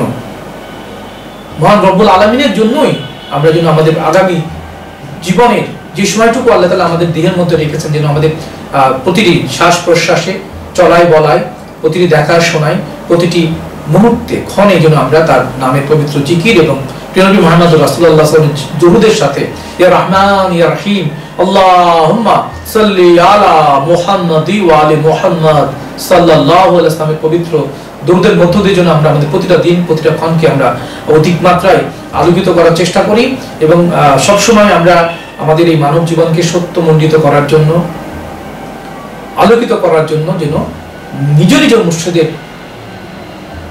স্মরণ এবং সংযোগের মধ্যে থেকে দায়মি সালাতের হাকিকাতকে লালন করে যেন আমরা পরিশীলিত, পরিমার্জিত এবং পরিশোধিত হই এবং আত্মশুদ্ধির মধ্য দিয়ে যেন আমরা বিশ্ব শান্তিকে ত্বরান্বিত করতে পারি। আমরা আজকে আবারও এই পবিত্র লাইলাতুল বরাতের রজনীতে বিশেষভাবে মহান রব্বুল আলামিনের কাছে আমরা ক্ষমা প্রার্থনা করছি। একই সাথে যারা আহলে বাইত আলাইহিস সালাতু ওয়াস সালামের বিরোধিতাকারী, শত্রু এবং যারা অনাগতকালে এই পরম মানব জীবন লাভ করার পরেও যারা এই সত্যকে অস্বীকার করবে, আমরা চাই মহান রব্বুল আলামিন পৃথিবীতে আগত অনাগত সকল সৃষ্টিকুলের পক্ষ থেকে আমরা তাদের সকলের কল্যাণ কামনা করতে চাই, তার জন্য সত্য পথে ফিরে আসে, পৃথিবীতে শান্তি আসে এবং এই প্রার্থনা। সেই সাথে আরেকবার আমরা প্রিয় নবী মুহাম্মদ রাসূলুল্লাহ সাল্লাল্লাহু আলাইহি ওয়াসাল্লাম, মাওলানা আলী ইবনে আবি তালিব আলাইহিস সালাতু ওয়াস সালাম, মা ফাতেমাতুজ জাহরা আলাইহিস সালাম, মাওলানা হাসান আসলাম, মাওলানা হুসাইন আসলাম সহ সারা পৃথিবীর সকল আহলে বাইত প্রেমিক, নবী রাসূল, পীর পয়গম্বর, গাউস, কুতুব, তরিকা, নাশিকান, ভক্তপ্রাণ, জাকিরান, ধর্মপ্রাণ মুমিন মুসলমান যে যেখানে আছেন তাদের সকলের প্রতি আমাদের অশেষ দরুদ, সালাত, স্মরণ, সংযম এবং সমর্পণ। আল্লাহুম্মা সাল্লি আলা মুহাম্মাদ ওয়া আলি মুহাম্মাদ সাল্লাল্লাহু আলাইহি ওয়াসাল্লাম। সেই সাথে আরেকবার মাওলানা ইমাম মাহদী আলাইহিস সালাতু ওয়াস সালামের এই 1156তম পবিত্র আবির্ভাব পবিত্র জন্মদিনে তার প্রতি পৃথিবীতে আগত অনাগত সকল সৃষ্টিগুলোর পক্ষ থেকে অশেষ দরুদ, সালাত, স্মরণ, সংযোগ, সমর্পণ এবং সিজদা জানাচ্ছি। আল্লাহুম্মা সাল্লি আলা মুহাম্মাদ ওয়া আলি মুহাম্মাদ সাল্লাল্লাহু আলাইহি ওয়াসাল্লাম। সেই সাথে আমাদের আকা, আমাদের মুশকিল কোশা, আমাদের সাহায্যকারী, আমাদের আলমাদার মাওলা শহীদ সৈয়দ শাহপুর কান রহমতুল্লাহ প্রতিও পৃথিবীতে আগত অনাগত সকল সৃষ্টিগুলোর পক্ষ থেকে অশেষ দরুদ, সালাত, স্মরণ, সংযোগ, সমর্পণ এবং সিজদা জানাচ্ছি। পৃথিবীতে আগত অনাগত সকল সৃষ্টির কল্যাণ হোক। আল্লাহুম্মা সাল্লি আলা মুহাম্মাদি ওয়া আলি মুহাম্মাদ সাল্লাল্লাহু আলাইহি ওয়াসাল্লাম।